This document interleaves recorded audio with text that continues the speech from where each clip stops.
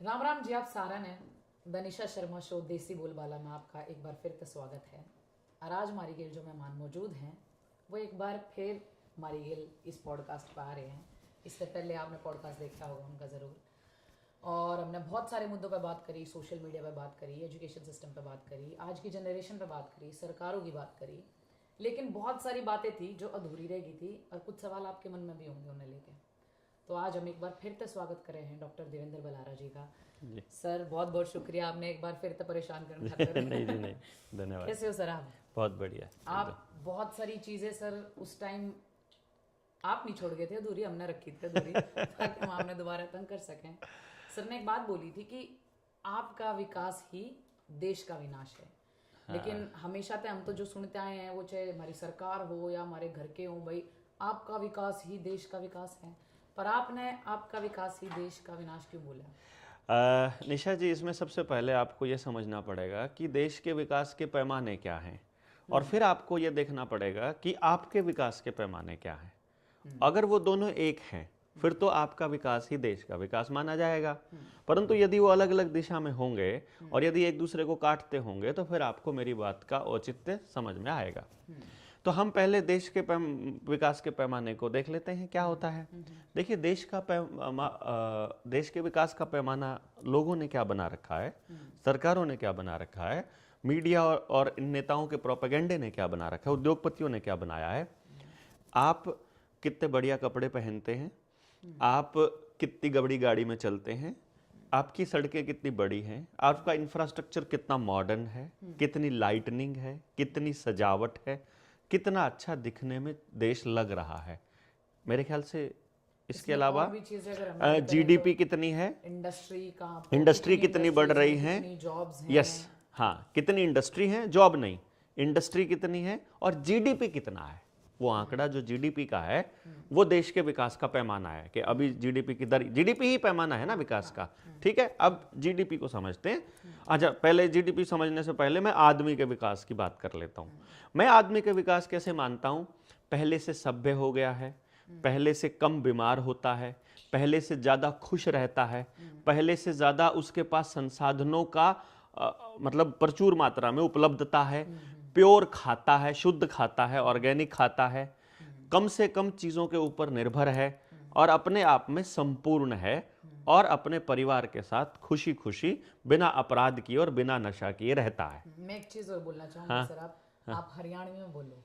हाँ चलो ठीक है, मतलब आप हरियाणवी, आपकी बहुत अच्छी है। हमारे शो का नाम भी देसी बोलबाला है। देसी बोलबाला है, मतलब यो ही होगा ना भाई, आप अपने परिवार में कितना बढ़िया तरीके से रहो हो, कितने प्यार से रहो हो, और आपको जिस चीज की जरूरत है वह मिला है कि नहीं मिला है, और कितनी मुश्किल से मिलना है, किसके ऊपर निर्भर है, इससे बात पे मतलब हम ये मानेंगे कि विकास आदमी का हो रहा है।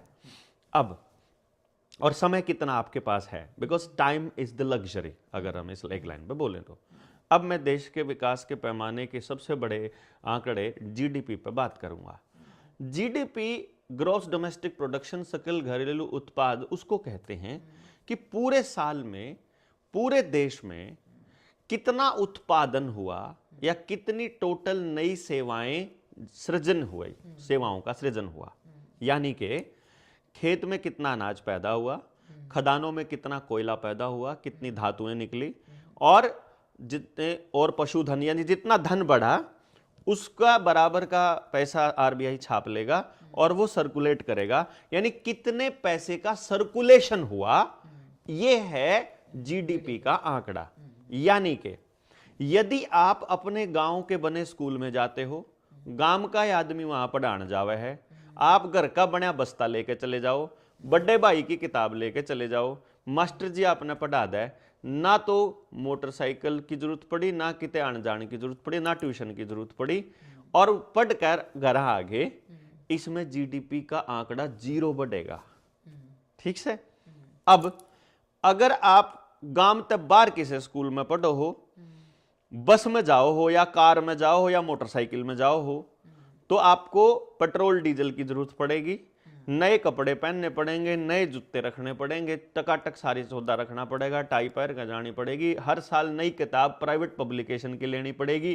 फिर जो वह बस है, वह जो स्कूल की बस लेना हुआ है, उसका ड्राइवर, उसकी आया, उसका सीसीटीवी कैमरा, उसके टायर, उसका रोड का खर्चा, उसका पेट्रोल डीजल का खर्चा और उसके मतलब चीज टूट फूट होगी उनका खर्चा टोटल मिला होगा। और गांव का प्राइवेट स्कूल होगा और उसमें प्राइवेट स्कूल में महंगी फीस होगी, तो ज्यादा पैसा सर्कुलेट होएगा, तो जीडीपी का आंकड़ा बड़ा दिखेगा। अब इसमें आदमी का नुकसान है कि फायदा है, ये आप बताओ। आदमी का तो नुकसान है, क्योंकि वह पढ़ाई जो गांव के बाहर किसी शहर के स्कूल में हो रही है, वह पढ़ाई गांव में भी हो सके है, क्योंकि वहां भी पढ़ान एलियन नहीं आता, वहां भी मानस गांव का ही जावा है पढ़ान।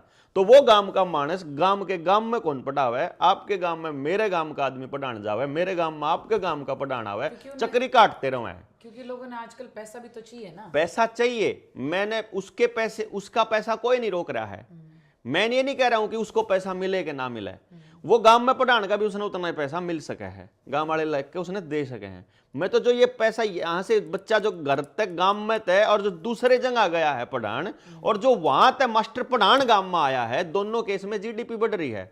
अगर गांव के गांव में पढ़ावेगा मास्टर, तो सारा दिन उन बच्चों पर निगरानी रहेगी। गांव तक बाहर का मास्टर होगा, गांव का स्कूल होगा, उन्हें इसी तीसी करिए उड़ा के बालक खराब होगा, सोबर होंदे रहो। लेकिन गांव के गांव का होगा तो गांव वाले कह सके भाई मास्टर जी आगे, वो देखो आ गया मास्टर। और बात सर ये चीजें आप तो थोड़े टाइम पहले बोल रहे होते तो भी हम ना, मैं थोड़े टाइम पहले की बात नहीं कर रहा। देखो मैं कह रहा हूं निशा जी, आप मने सिर्फ इतना बताओ कि इसमें जीडीपी बढ़ने लग रही है और इसमें जीडीपी नहीं बढ़ती है। देश के विकास का यह आंकड़ा है, लेकिन उस आदमी का नाश होने लग रहा है। सारे लोग, मैं अपने गांव का बता देता हूं आपको। मेरे गांव में मैंने मई 2025 में एक रिसर्च करी थी, जिसमें मैं हर घर में जाके ये पूछ के आया, भाई तुम्हारे पढ़ाई पे, धार्मिक कार्यों पे, हेल्थ पे, इंश्योरेंस पे और दूसरे जितने भी मुद्दे हैं उन पे कितने पैसे खर्च हुए हैं। उसमें मैंने जो पढ़ाई का जो आंकड़ा मेरे गांव से लिखड़ के आया, वो लिखड़ के आया 20 करोड़ रुपया साल का, और वो 5 स्कूल के मालिका की जेब में जावा है। अब 5 स्कूल में 20 करोड़ मेरा गांव देने लग रहा, वो गांव भी दे रहा, वो भी दे रहा, वो भी दे रहा, वो भी दे रहा। मान लो 5 गांव की बात कराऊं, उतने बड़े बड़े, तो 100 करोड़ रुपया उन 5 स्कूलों के मालिकों को दे दिया। उस 100 करोड़ रुपए में जो बच्चों का तरक्की है, उसका लेवल क्या है वो मैं बता रहा हूं।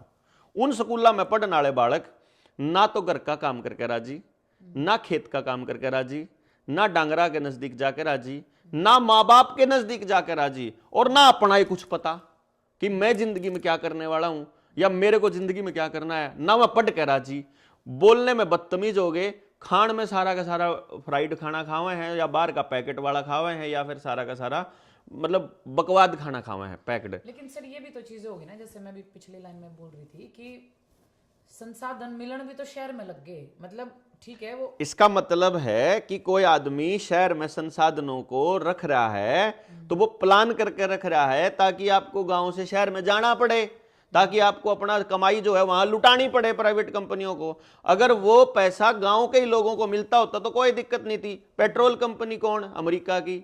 गाड़ियों की कंपनियां कहाँ? वही उन्हीं रॉथस्चाइल्ड रॉकफेलर की। पेट्रोल डीजल भी उन्हें का, गाड़ी के टायरा की कंपनी भी उनकी, शीशे की कंपनी भी उनकी, सीट बनाने की कंपनी भी उनकी। तो वो पैसा तो आपको तो मिल नहीं रहा ना।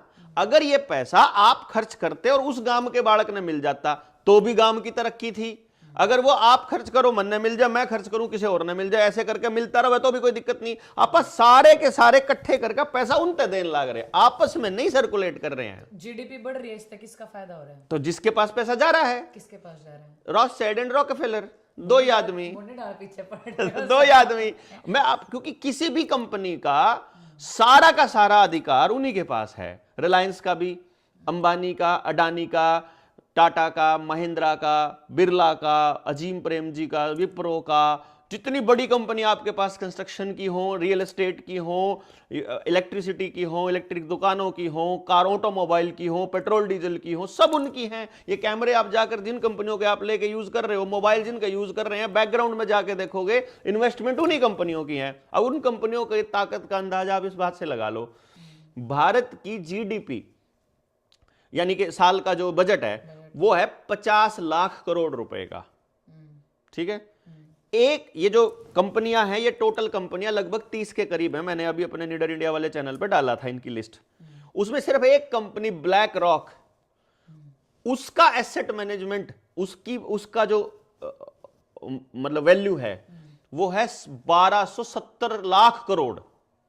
यानी भारत को 25 साल तक अकेली एक कंपनी चला सकती है, इतनी ताकतवर है वो।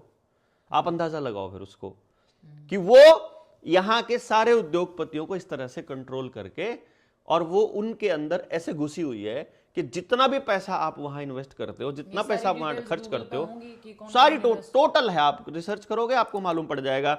ब्लैक रॉक का वेल्थ मैनेजमेंट और एसेट मैनेजमेंट चेक कर लो, भारत का जीडीपी चेक कर लो, और पैसा कहां जा रहा है वो चेक कर लो, रिलायंस में शेयर होल्डर कौन है वो चेक कर लो, जो जितने भी स्टॉक एक्सचेंज में जितना भी पैसा है बाहर है, या न्यूयॉर्क के स्टॉक एक्सचेंज का पैसा है, सारे के सारे सब कंपनियों में जो इन्वेस्टमेंट है, जो FII बोलते हैं जिसको, फॉरेन इन्वेस्टमेंट जितनी भी है, वो सारी उन्हीं की है।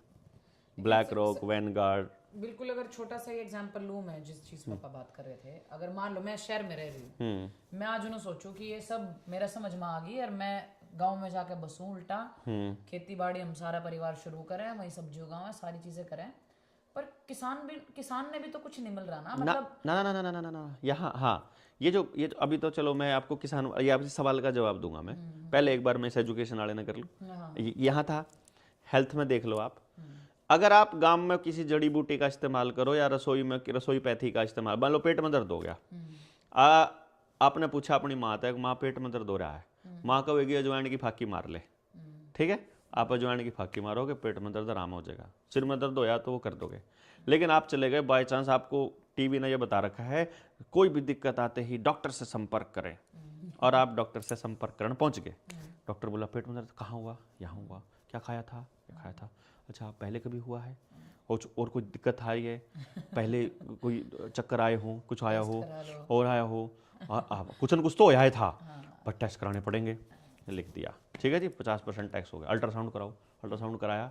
ये मेरे बेटे के साथ हो चुका है, इसलिए बता रहा हूँ। बेटे ऐसा, इसकी तो अपेंडिक्स बढ़ रही है, काटनी पड़ेगी, मैं फाड़नी, मतलब अपेंडिक्स का ऑपरेशन करना पड़ेगा।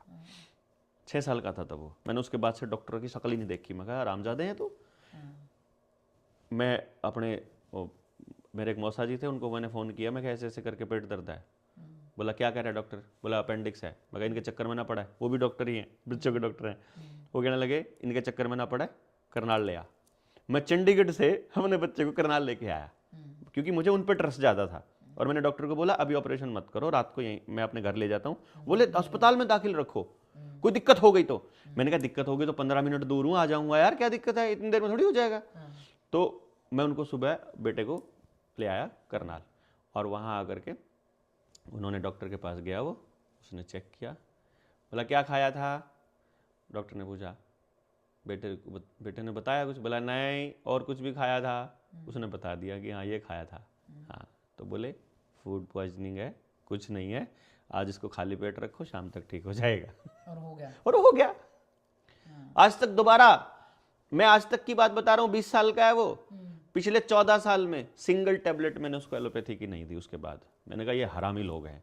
20 साल से मेरी शादी हो रखी है। डॉक्टर की भी तो गलती रह गई, इसकी वजह से हम सब चीजों ने। हाँ, तो अब यार एक बात बताइए ना आप, वो उन्होंने अपेंडिक्स डिक्लेयर कर दी, अल्ट्रासाउंड कह दिया, उन्होंने ऑपरेशन बोल दिया, उन्होंने मुझे खर्चा बता दिया, तो वो एक अकेले डॉक्टर की भी तो गलती हो सकती है ना। एक डॉक्टर ऐसा नहीं है जो 1 करोड़ रुपए से कम पैसे में MBBS करता हो। 1 करोड़ रुपए में MBBS करने वाला डॉक्टर, उसका ब्याज देखोगे ना, हिसाब किताब लगाओगे, और जो अस्पताल खोलने का खर्चा है वो आपको ऐसे खाली पेट रख के ठीक करेगा नहीं कभी भी। वो तो GDP में अपना योगदान देगा ही देगा। उसको तो अगर आप घर में अजवाइन लेके करोगे अपना पेट दर्द ठीक, तो GDP नहीं बढ़ेगी। लेकिन यदि आप अल्ट्रासाउंड करवाओगे, टेस्ट करवाओगे, दवाइयाँ खाओगे, दवाइयों वाला मेरा कल एक मेरे यहाँ मेरठ से एक साथी आया हुआ था, वो बता रहा था जी मैं मेडिकल डॉक्टरों के पास दवाइयाँ सप्लाई करता हूँ और इंटरनेशनल लेवल पे करता हूँ। बोला जो दवाई 600 रुपये लिखा होता है जिस पैक के ऊपर, वो हम लोगों को 114 रुपये 115 रुपये में मिलती है, और उसका बनाने का जो खर्चा होता है वो एक टैबलेट का मुश्किल से 50 पैसे या 60 पैसे होता है, ज़्यादा करो तो 2 रुपये तक मैक्सिमम होता है बड़ी से बड़ी दवाई का। अभी 2 रुपए की दवाई अगर आपको 600 रुपए में मिल रही है तो जीडीपी तो बढ़ेगी बहुत बढ़िया तरीके से, क्या दिक्कत है। एमआरपी पे 10% दे देगा आपको मेडिकल स्टोर वाला, 20% दे देगा, लेकिन वो सारे के सारे चीज क्या यूज कर रहे हैं उस दवाइयों के अंदर, वो क्या कह रहे हैं, हम नेचुरल प्रोडक्ट्स यूज कर रहे हैं। नेचुरल प्रोडक्ट्स कौन से हैं, जो जड़ी बूटियां कहाँ होती हैं, खेतों में, झाड़ियों में, नदी किनारे, वो तो हमारे पास पहले से ऑलरेडी है। तो अगर हम लोग आदमी को स्वस्थ रखना चाहेंगे, उसके लाइफस्टाइल, एक डॉक्टर ये नहीं कहता कि लाइफस्टाइल की वजह से तुम्हारे को बर्बाद, ये नहीं कहता लीवर फैटी तो सबका ही है, ये नहीं कहता हरामी की 8 बजे के बाद अगर तुम जागोगे तो लीवर फैटी 100% होएगा, एक डॉक्टर ने आज तक नहीं बोला।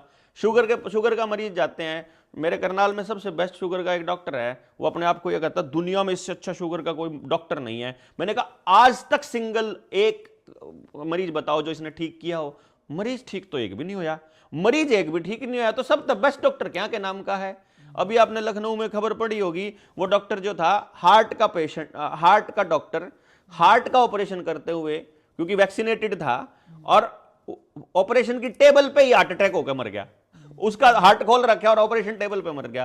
तो मतलब ये वो डॉक्टर है जो हार्ट का पेशेंट, वो दुनिया को बता रहा है हार्ट का पेशेंट मैं डॉक्टर हूं, और वो खुद हार्ट अटैक से मर रहा है, वे डॉक्टर है हमारे पास। मैं ये कहने की कोशिश कर रहा हूं वहां हेल्दी रहना वो जीडीपी में योगदान नहीं दे रहा है, आपका बीमार होना जीडीपी में योगदान दे रहा है। आप अगर पंचायत में फैसला कर लेते हो गांव में एक ही दिन के अंदर तो जीडीपी में योगदान 0 है, लेकिन यदि आप पुलिस के पास जाओगे, वकील के पास जाओगे, कोर्ट में चक्री काटते रहोगे 10-10, 20-20 साल तो जीडीपी बढ़ती है। यानी कि राजनीति अगर समाज आधारित कर लोगे और वैसे ही चुन लोगे सरपंच अपना तो जीडीपी नहीं बढ़ती है, लेकिन अगर 50 लाख रुपए और 1 करोड़ रुपया लगा के सरपंच एमएलए 20-20 करोड़ रुपया खर्च करके एमएलए एमपी बनते हो तो जीडीपी बढ़ती है।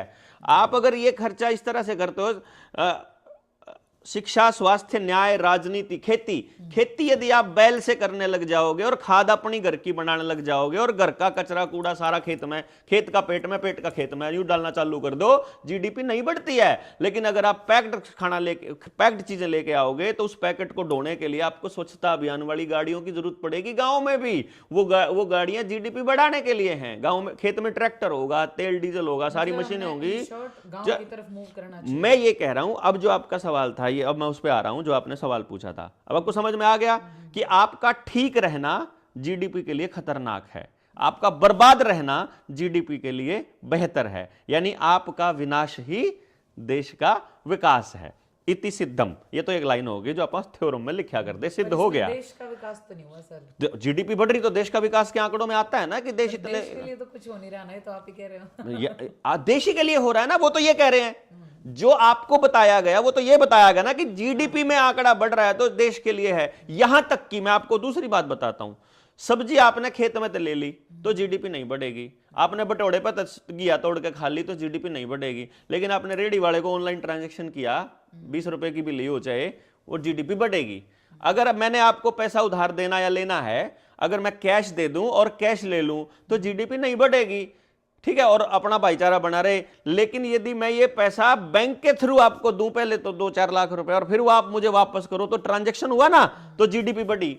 यानी कि और उसमें वो टैक्स मेन्यू कह देंगे कि इतना ट्रांजैक्शन हो गया तो अब जो तुमको जीएसटी या दूसरे टैक्स देने पड़ेंगे, इनकम टैक्स।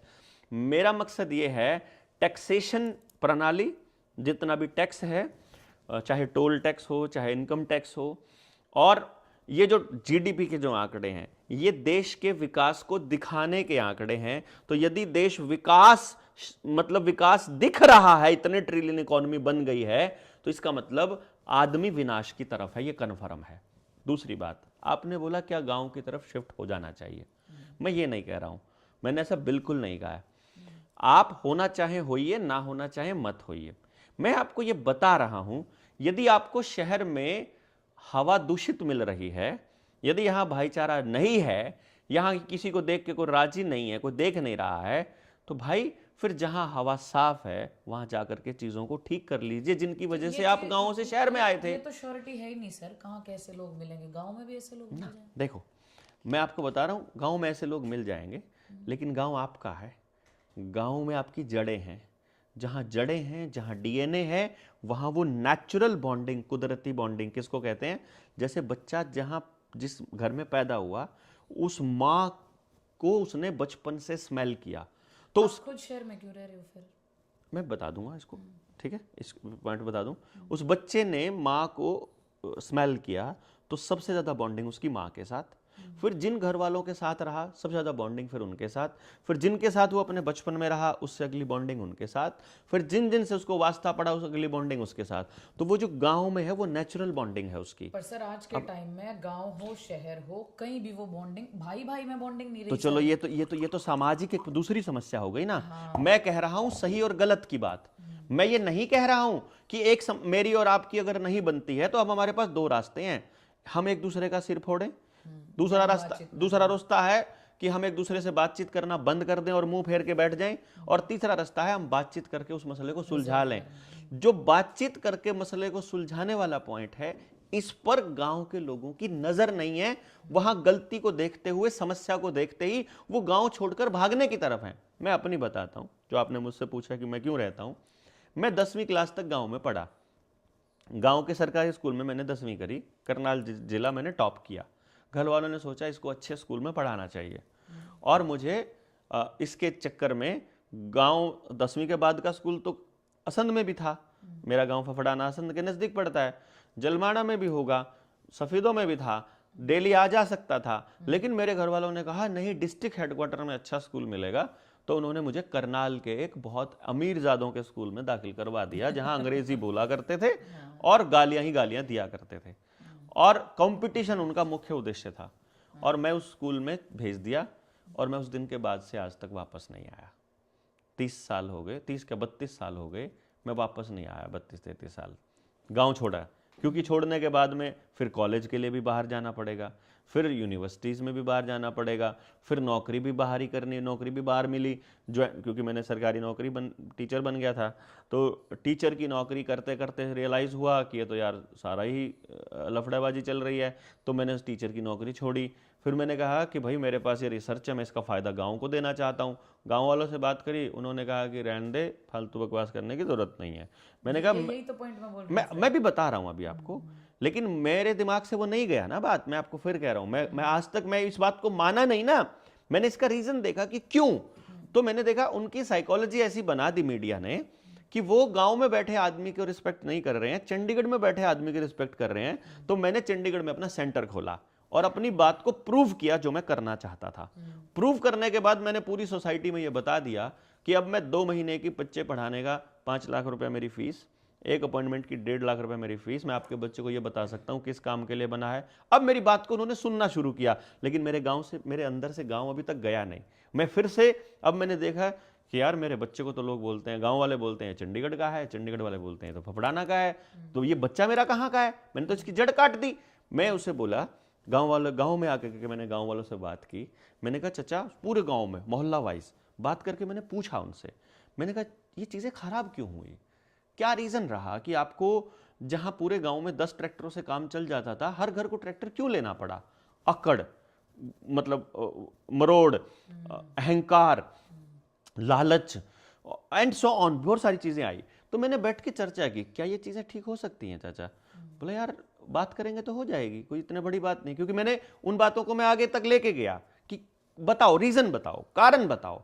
उन्होंने कारण बताए, मैंने लिस्ट बनाई, इस कारण पे चर्चा की। मैंने एक रीजन था, उन्होंने कहा कि जलते हैं लोग एक दूसरे से। मैं कहा चलो पहले हम ये देखते हैं जलते क्यों हैं।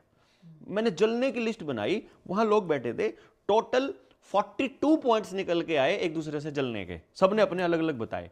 मैंने 42 के 42 पॉइंट पे डिस्कशन किया कि इस पॉइंट पे यदि ऐसा हो जाए तो ये जलन खत्म हो सकती है। हाँ हो सकती है, टिक। दूसरे वाला हो सकती है, चेक। हो सकता है, यस, चेक।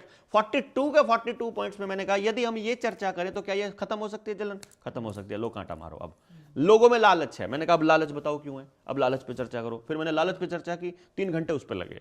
फिर मैंने जितने कारण थे लोगों के गांव से छोड़कर जाने के, मैंने सब पे एक एक करके मैंने कहा ऐसे ही यदि हम लोग 7-7, 8-8 घंटे बैठकर बात करेंगे तो आपको यह समझ में आएगा कि इस प्रॉब्लम का सॉल्यूशन किया जा सकता है प्रैक्टिकली।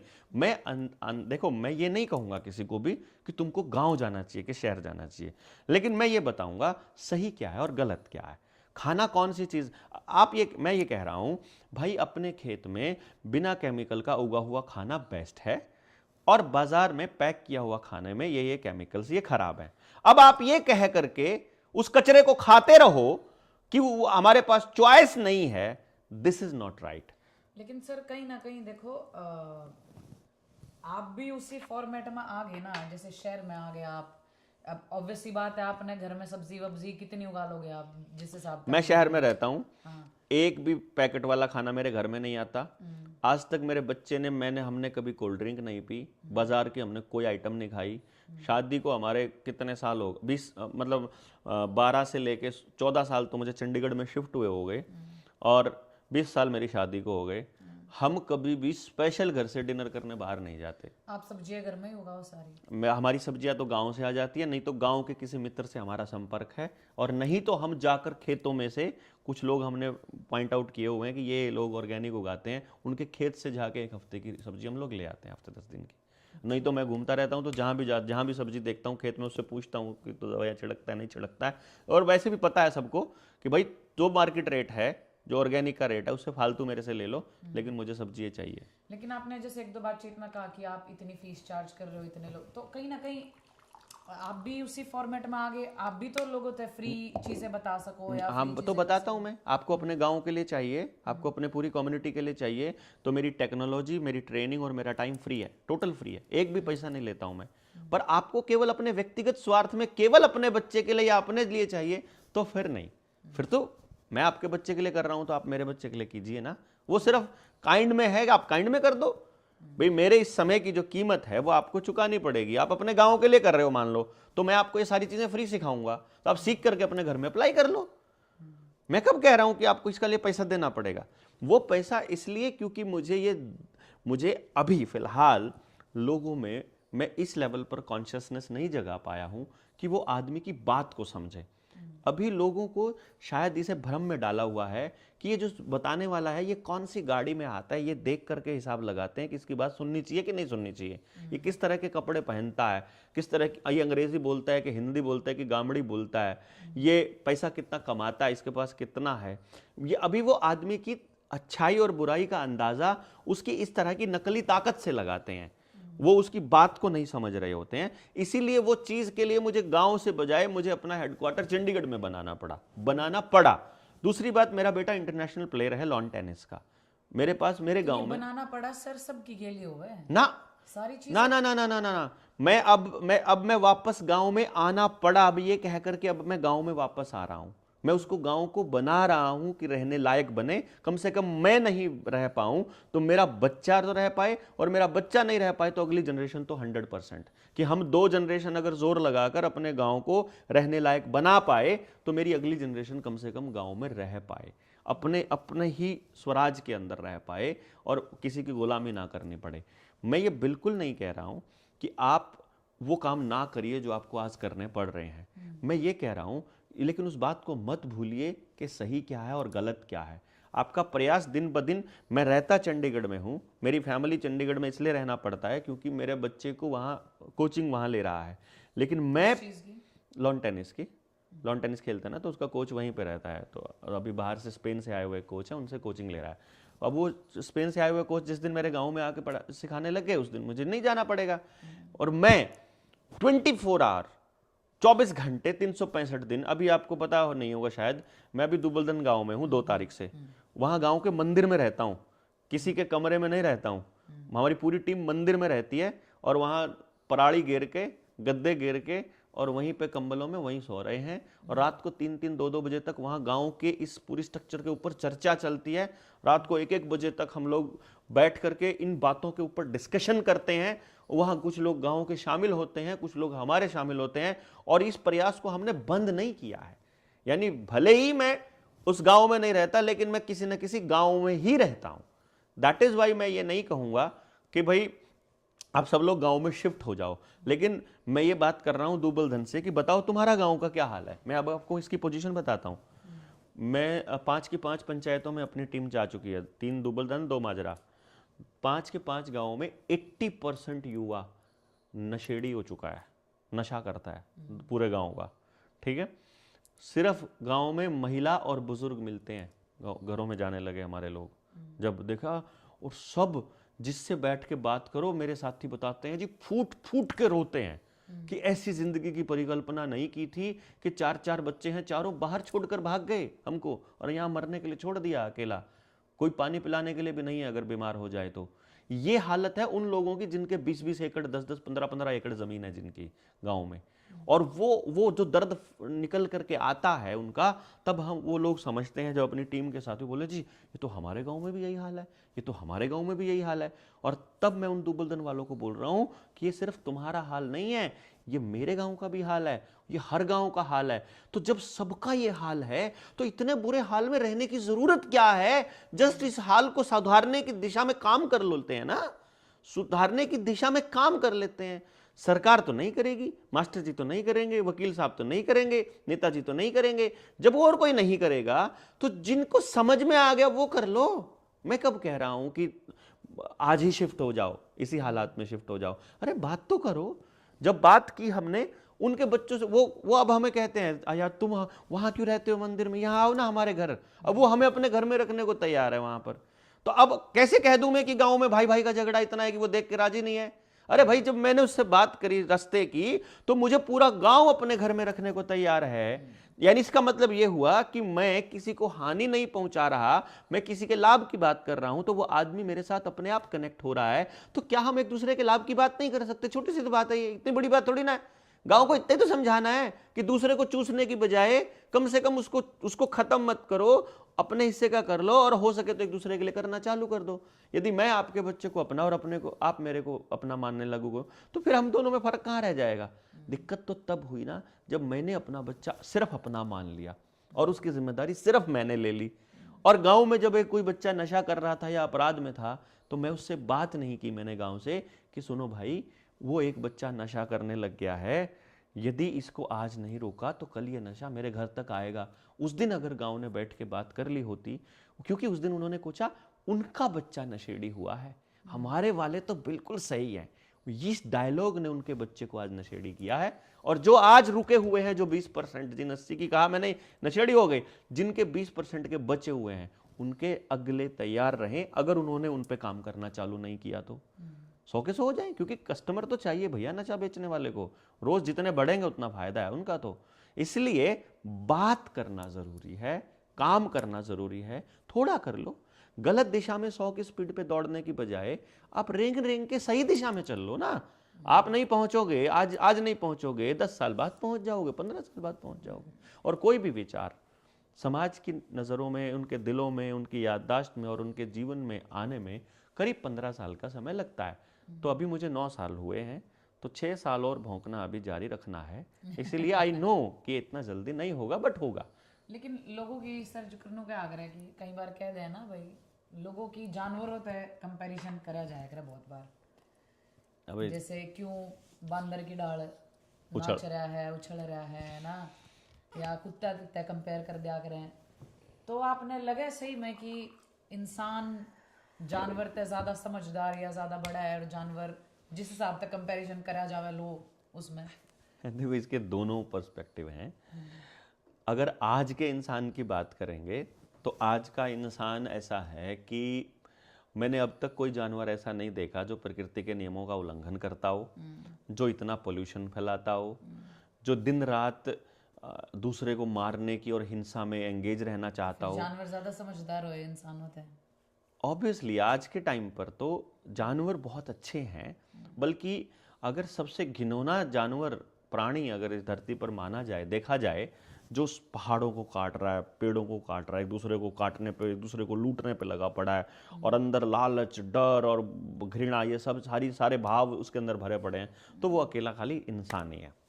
तो फिर मैं इसकी गहराई तक जाने की मैंने कोशिश की और समझने की कोशिश की, तो परमात्मा ने थोड़ी बहुत जो समझ दी उसके हिसाब से फिर मुझे कुछ चीज़ें स्पष्ट हुई और मुझे पता चला कि इंसान को सर्वश्रेष्ठ क्यों कहा होगा किसी ने, जिसने भी कहा होगा।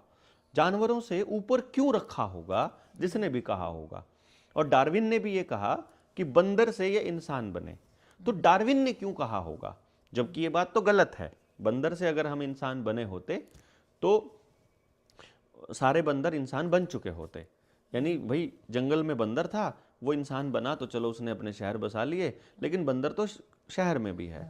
तो फिर हमने सोचा कि ये क्यों कहा उसने, क्योंकि बंदर की जो जीनोम है और जो उसके क्रोमोसोम्स हैं वो आदमी से सबसे नजदीक पाए गए, तो उसने, डार्विन ने सिद्धांत दे दिया। लेकिन फिर ये समझने की कोशिश की कि फिर ये सर्वश्रेष्ठ क्यों कहा होगा। वहां पे जब हम जाते हैं तो मैंने एक चीज नोटिस की है, छोटा कीड़ा ले लो आप, जो मिट्टी, जो गोबर में पैदा हो गया, गोबर है उसमें अचानक पैदा हो जाता है, दूसरे कीड़े हुए, फिर बिच्छू हुआ, फिर दूसरे और प्राणी हुए, फिर वो रेंगने लगा, रेंगते रेंगते फिर उसके पैर आए, फिर उसके 8 पैर आए, फिर 4 आए, फिर मतलब 4 पैर के बाद फिर 2 पाया आया, हम जैसे लोग 2 पाया पर 2 पैर आए। तो इसका मतलब ये हुआ कि कोई चीज है, कोई फोर्स है, कोई एंटिटी है जो ये देख रही है कि पहले रेंगने वाला बना के देखते हैं क्या होता है, फिर 10 पैरों वाला, 20 पैरों वाला बना के देखते हैं। कई पैर होते हैं ना उनके, कई सारे जानवर होते हैं उनके छोटे छोटे होते हैं, तो वो 20-30 भी पैर वाले होते हैं, फिर 10 पैरों वाले, फिर 4 पैरों वाले, और फिर ऐसा करते करते मैं फिर उस पर समझने लगा कि ये क्यों है और इनमें और इंसान में क्या फ़र्क है। तो आपने घर में कुत्ता ही पाला है, आपने यहाँ पर मतलब जंगल से कोई दूसरा जानवर नहीं पाला, और या कोई आदमी घरों में ये वाले एनिमल पाल रहा है और ये वाले नहीं पाल रहा है, गाय पाल रहा है, भैंस पाल रहा है, ऊँट पाल रहा है, ये पाल रहा है, घोड़ा पाल रहा है, गधा पाल रहा है, और उससे नीचे वाले, नीचा मतलब अब मैं ये नीचा ऊपर देखूँ तो क्या है, नीचा ऊपर है भाई, जानवर जानवर है, उसको अगर ऊपर से खाल उतारोगे तो एक जैसा दिखता है, मतलब सुअर को और कुत्ते को यदि खाल उतार के रख दोगे सामने तो वो एक जैसा दिखता है, और आदमी को भी रख दोगे तो पता नहीं, भेद नहीं कर पाओगे कि वो अलग है। तो फिर उनमें फर्क क्या है, तो कुछ चीज़ें समझने लगे। तो हमने जब क्वांटम में जाना, आध्यात्म में जाना और दूसरी चीज़ों में समझा, तो पता लगा वहाँ फ़र्क है एनर्जी, फ्रीक्वेंसी एंड वाइब्रेशन का। यानी जिसकी फ्रीक्वेंसी कम है, जिसकी वाइब्रेशन लो है, वो लो एनिमल है, जिसकी फ्रीक्वेंसी हाई है वो बड़ा एनिमल, मतलब अच्छा एनिमल बोला गया। तो यानी कि फ्रीक्वेंसी रेज करते करते इन एनिमल्स तक आए, और इन एनिमल्स में सबसे खास बात ये रही कि सभी एनिमल्स इंस्टिंक्ट से चलते हैं। मतलब कुत्ते को इंस्टिंक्ट आया कि उसे इस दिशा में दौड़ना है तो वो दौड़ता जाएगा, उसे कोई मतलब नहीं है वहां क्या मिले। जैसे पक्षी हैं, प्रवासी पक्षी, उनके पास कोई नेविगेटर नहीं है, यहाँ से किसी ने फोन नहीं किया है कि दुबलदन के नानक वाले जोड़ पे जो है ना, वहाँ जोड़ में पानी है, लेकिन वहाँ भी जाओ प्रवासी पक्षी ढेर सारे बैठे हुए हैं। अभी जाऊँगा, मैं अभी गया, वहाँ इतने सारे प्रवासी पक्षी हैं। तो मैं जब उनसे कम्युनिकेट किया, जब हम टेलीपैथिकली कम्युनिकेट करते हैं तो उनसे पूछते हैं कि तुम आए कैसे, तुम यहाँ पहुँचे कैसे, तो वो कह रहा है कि ऐसे ही कैसे। तो वो जो इंस्टिंक्ट है, जब हमने देखा कि वो पक्षी बस उठ के निकल के चल पड़ता है, उसको आदेश जहां से हो रहा है, जिस एंटिटी ने बनाया है पूरा सिस्टम, उसको वहां से जैसे ही प्रेरणा मिली वो चल पड़ा, और वो चलते ही उसने वो कर दिया। उसको लगा ये उधर जाना गलत है, वापस मुड़ जाएगा, भले ही उसे कुत्ते की मौत मरना पड़े सड़क के ऊपर। मतलब वो आगे जा रहा था, ट्रक के आगे नीचे आके मरा, उसे दिख रहा था वो ट्रक, लेकिन फिर भी वो रुक नहीं सकता क्योंकि आदेश उसको वहां उस एंटिटी से हो रहा है, क्योंकि वो इंस्टिंक्ट से चल रहा है। अब आया इंसान की बारी। ये सारी चेकिंग करते करते उस विधाता ने प्लान किया कि ये जो 2 पाया बनाया है, इसको थोड़ा गड़बड़ में डालते हैं, इसको इंस्टिंक्ट के साथ एक चीज और देते हैं जिसका नाम है फ्री विल। इसको बताएंगे जरूर कि ये काम गलत है। जैसे आप चोरी करने जाओगे तो अंदर एकदम हुक उठेगी कि गलत काम है। किसी को मान लो किसी के यहाँ आप किसी की लड़की को छेड़ने जाओगे या किसी को गलत कहने जाओगे तो अंदर जो इंस्टिंक्ट है वो बोलेगा नहीं, ये नहीं करना है, बट क्योंकि उसे फ्री विल दी है और वो इंसान कह रहा है कि तू चल पीछे, मैं बड़ा हूं क्योंकि मुझे बुद्धि दी है और मैं सोच सकता हूं और मैं इससे बचने का रास्ता निकाल लूंगा, क्योंकि ये गलत है, ये मुझे पता है, लेकिन मैं चोरी करके फटाफट भाग जाऊंगा, या मैं इसको फटाफट ये कह करके मैं बच जाऊंगा। बेसिकली चतुर ज्यादा बनने की कोशिश उसने करी।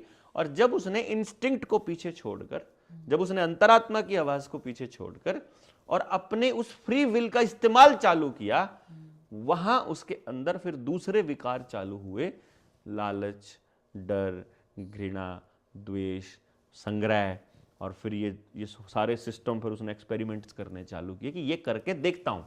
छोटा बच्चा होता है ना, माँ से बोलती है ना कि बाहर मत जाना, कोई उठा के ले जाएगा, तो वो चेक करता है कि मेरी माँ ठीक कह रही है कि गलत कह रही है। एक बार बाहर जाके फटाफट वो अंदर आ जाएगा, वो यकीन करता है उस पर, लेकिन वो बाहर जाके फटाफट आ जाएगा, वो देखेगा। मैं उस बच्चे को एक बार देख रहा था, इसलिए बता रहा हूँ ये, वो जाके वो बार बार जाके आ रहा है। मैं कहता तू ऐसे क्यों कर रहा है? उसने कहा मेरी मम्मी कह रही थी कोई उठा के ले जाएगा। तो मैंने कहा फिर? कहते कोई उठा के ले जा नहीं रहा। मैं बाहर, पहले वो पैर रख के उल्टा आया, फिर उसने दोनों पैर रख के उल्टाया, फिर वो गली के बीच तक जाके उल्टा आया, फिर वो गली के बीच जाके थोड़ा आगे तक जाके उल्टा आया। लेकिन फटाफट आ जाता था कि कहीं कोई सच्ची में आ जाए, क्योंकि मेरी मम्मा ने कह रखा है। लेकिन जब वो पूरी गली के चक्कर 10-5 लगा चुका है, अब उसे पूरा यकीन हो गया है कि मेरी मम्मा झूठ बोल रही थी, और वो तो लगातार बोलती ही रहती है। तो अब वो उसकी बात का यकीन करना बंद कर देगा, क्योंकि उसने सीखा खुद से एक्सपेरिमेंट करके बेसिकली। तो यहाँ जो क्लैरिटी आई इंसान को कि वो धीरे धीरे गलतियां करते करते बचता रहा, इसलिए उसे लगा कि अभी भी बचा जाएगा, और वो उस इंस्टिंक्ट को छोड़ करके इस गंदगी में घुसता चला गया। तो आज वो बहुत ही घृणा वाला आदमी बन गया। लेकिन आदमी को बनाया क्या था? सबसे हाई फ्रीक्वेंसी का व्यक्ति बनाया, मतलब जीव बनाया था कुदरत ने, कि बाकी जानवरों से ऊपर की फ्रीक्वेंसी का आदमी है। इस आदमी के पास में उन सारी फ्रीक्वेंसीज का एक्सपीरियंस है, ये सब जानता है। अब इसे वापस वहां नहीं जाना है। और अगर इनका टोटल देखोगे आप, जितने टाइप के अंडज हैं, अंडों से जो पैदा होते हैं, जितने टाइप के उड़ने वाले नभचर हैं, पक्षी जो हैं, और जितने कीड़े बनते हैं, और जितने फिर कोख से जन्म लेते हैं, अगर उन प्राणियों का टोटल देखोगे, वो प्रजातियां बनेंगी 84 लाख लगभग। इसीलिए आपको बोला जाता है आप 84 लाख योनियों से इस योनि में पहुंचे हो, औरत की योनि में। औरत की योनि से यानी कि हम जो हैं वही जीव हैं बेसिकली। हम जैसे ही पहली एक छोटी फ्रीक्वेंसी, सबसे छोटी फ्रीक्वेंसी पे जब हम पैदा हुए, तो फिर जब हम वापस मिट्टी में मिले, उसके बाद हमें दूसरी योनि में एंटर किया कि अब आपको ये फ्रीक्वेंसी चेक करना है, अब आपको ये फ्रीक्वेंसी चेक करना है। हम सबसे गंदे रिजल्ट पे हैं अभी। नहीं, सबसे अच्छे रिजल्ट पे हैं अभी। हाँ, अभी हम सबसे अच्छे रिजल्ट पर हैं। यहां से अब आपके पास 2 रास्ते हैं। आप जो काम करोगे, मान लो आप लालच वाला काम करते हो, तो जो लालची है, जैसे बंदर लालची होता है, वो मतलब आप उसके सामने रख दोगे ना, वो 3-4 उठाएगा, उसके पास हो चुका है, लेकिन फिर भी वो अगला उठाएगा, वो गिरते रहेंगे, वो उठाता रहेगा, उसका भरेगा नहीं। तो जैसे इंसान लालच आ जाएगा, अब वो बंदर वाली प्रजाति फ्रीक्वेंसी पे काम कर रहा है, तो नेक्स्ट उसको जो जीवन स्टार्ट करना पड़ेगा वो बंदर से शुरू करना पड़ेगा। यदि आप मांस खा रहे हो और आप कुत्ते का मांस खा रहे हो या आप मुर्गे का खा रहे हो, तो मुर्गा जिस फ्रीक्वेंसी पे है, यानी कि ये कहा जाता है कि जो आप मांस खाते हो उसके कर्म और उसकी फ्रीक्वेंसी आपके साथ वो आ जाएगा। तो बेसिकली आप क्या करोगे, आप उसी टाइम मुर्गे की फ्रीक्वेंसी पे पहुंच जाओगे। तो अब अगला जन्म आपको मुर्गे से स्टार्ट करना पड़ेगा, यही आना है। यानी इंसान को एक्चुअली तो यहां से ऊपर जाना चाहिए, वो काम कर रहा है नीचे फ्रीक्वेंसी के। तो वो निचली फ्रीक्वेंसी से अगर उसका पीछा छूट जाए, उसको ये समझ आ जाए, तो वो अगली फ्रीक्वेंसी पे काम करना चालू कर देगा। कि पहुंचाए तो आप अच्छे रिजल्ट पे हो, इट्स अप टू यू कि आप क्यों ये सबसे बेहतर रिजल्ट है एक्चुअली इंसान सबसे हाईएस्ट फ्रीक्वेंसी का जीव है बाकी सबसे, और इसको अब अपनी फ्रीक्वेंसी रेज करके वहां जाना है जहां से वापस उस कचरे में ना जाना पड़े। लेकिन आदमी क्या कर रहा है, आदमी को जो ये फ्री विल है, ये उसे बार बार नीचे की तरफ खींच रही है, जैसे गुरुत्वाकर्षण नीचे की तरफ खींचता है। तो मैंने ना आप सर बहुत सारे पॉडकास्ट, आपकी रील्स भी देखी हैं। आप सोशल मुद्दों पे, मतलब सोशल मुद्दों जैसे शादी, डिवोर्स, लड़कियों के बारे में, सेक्स के बारे में, सेक्सुअलिटी के बारे में बहुत ज्यादा बोलते देखे हो। एक मेजर क्वेश्चन भी है, मैंने आप डायरेक्ट सेक्स में मैं आज तक बोला नहीं वैसे, लेकिन फिर भी हाँ, मतलब जैसे एक सवाल तय आया मेरा, यो मैंने आपका एक रील देखी थी आपकी, जिसमें आपने अपने पुत्र वधू के बारे में बहुत सारी चीजें पूरी बता रखी थी कि ऐसी ऐसी चीजें चाहिए हमने, वो हम बाद में करेंगे वो सवाल। पर जैसे अब हमारे पेरेंट्स भी हमेशा नु कहे हैं, या हमने हमेशा सुनी है, ये बहुत बेसिक बात है कि शादी से पहले सेक्स नहीं करना चाहिए, वर्जिनिटी के ऊपर, क्योंकि आपने वो सवाल तो मेरे दिमाग में बहुत सारे क्वेश्चंस आए, तो मैं इसलिए आपसे पूछ रही हूँ कि क्यों कहा जाया करे कि शादी से पहले सेक्स नहीं करना चाहिए। क्यों कहा जाता है, ये तो आज के जमाने मतलब क्या सिर्फ ये हमारे माँ बाप का वो है कि मतलब मोरालिटी, मोरालिटी, हाँ, एथिक्स की शादी से पहले सेक्स नहीं करना चाहिए, देयर इज अ टाइम। वो टाइम आएगा जब ही करना चाहिए। देखो लेकिन क्यों? आपने एक चीज नोटिस करी होगी, देखो मैं इसको थोड़ा सा ना हायर लेवल पे ले जाऊंगा, कंट्रोवर्शियल भी हो जाएगा, तो कमेंट करके सब अपने अपने राय देंगे, वो देना चाहिए उनको, लेकिन मैं इसको थोड़ा डिटेल में करूंगा अगर आपके पास टाइम की बाउंडेशन नहीं है तो, ठीक है। तो सेक्स क्या है बेसिकली, अगर आप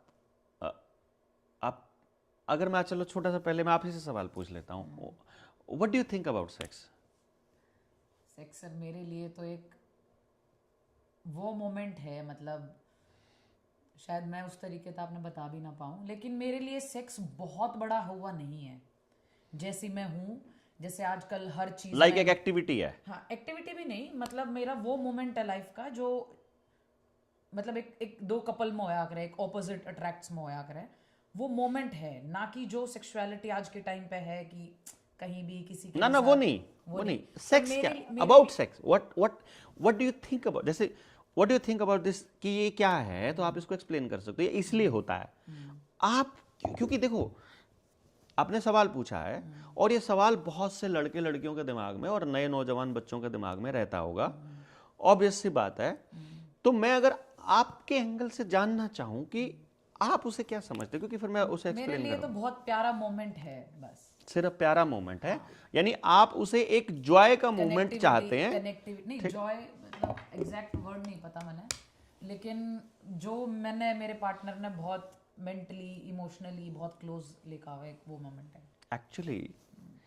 एक्चुअली जो सेक्स है, दिस इज, अगर इसको बाइफरकेट करेंगे, SEX, सेक्रेड एनर्जी एक्सचेंज, ये बहुत बहुत क्या दुनिया का सबसे पवित्र काम है, सेक्रेड एनर्जी एक्सचेंज।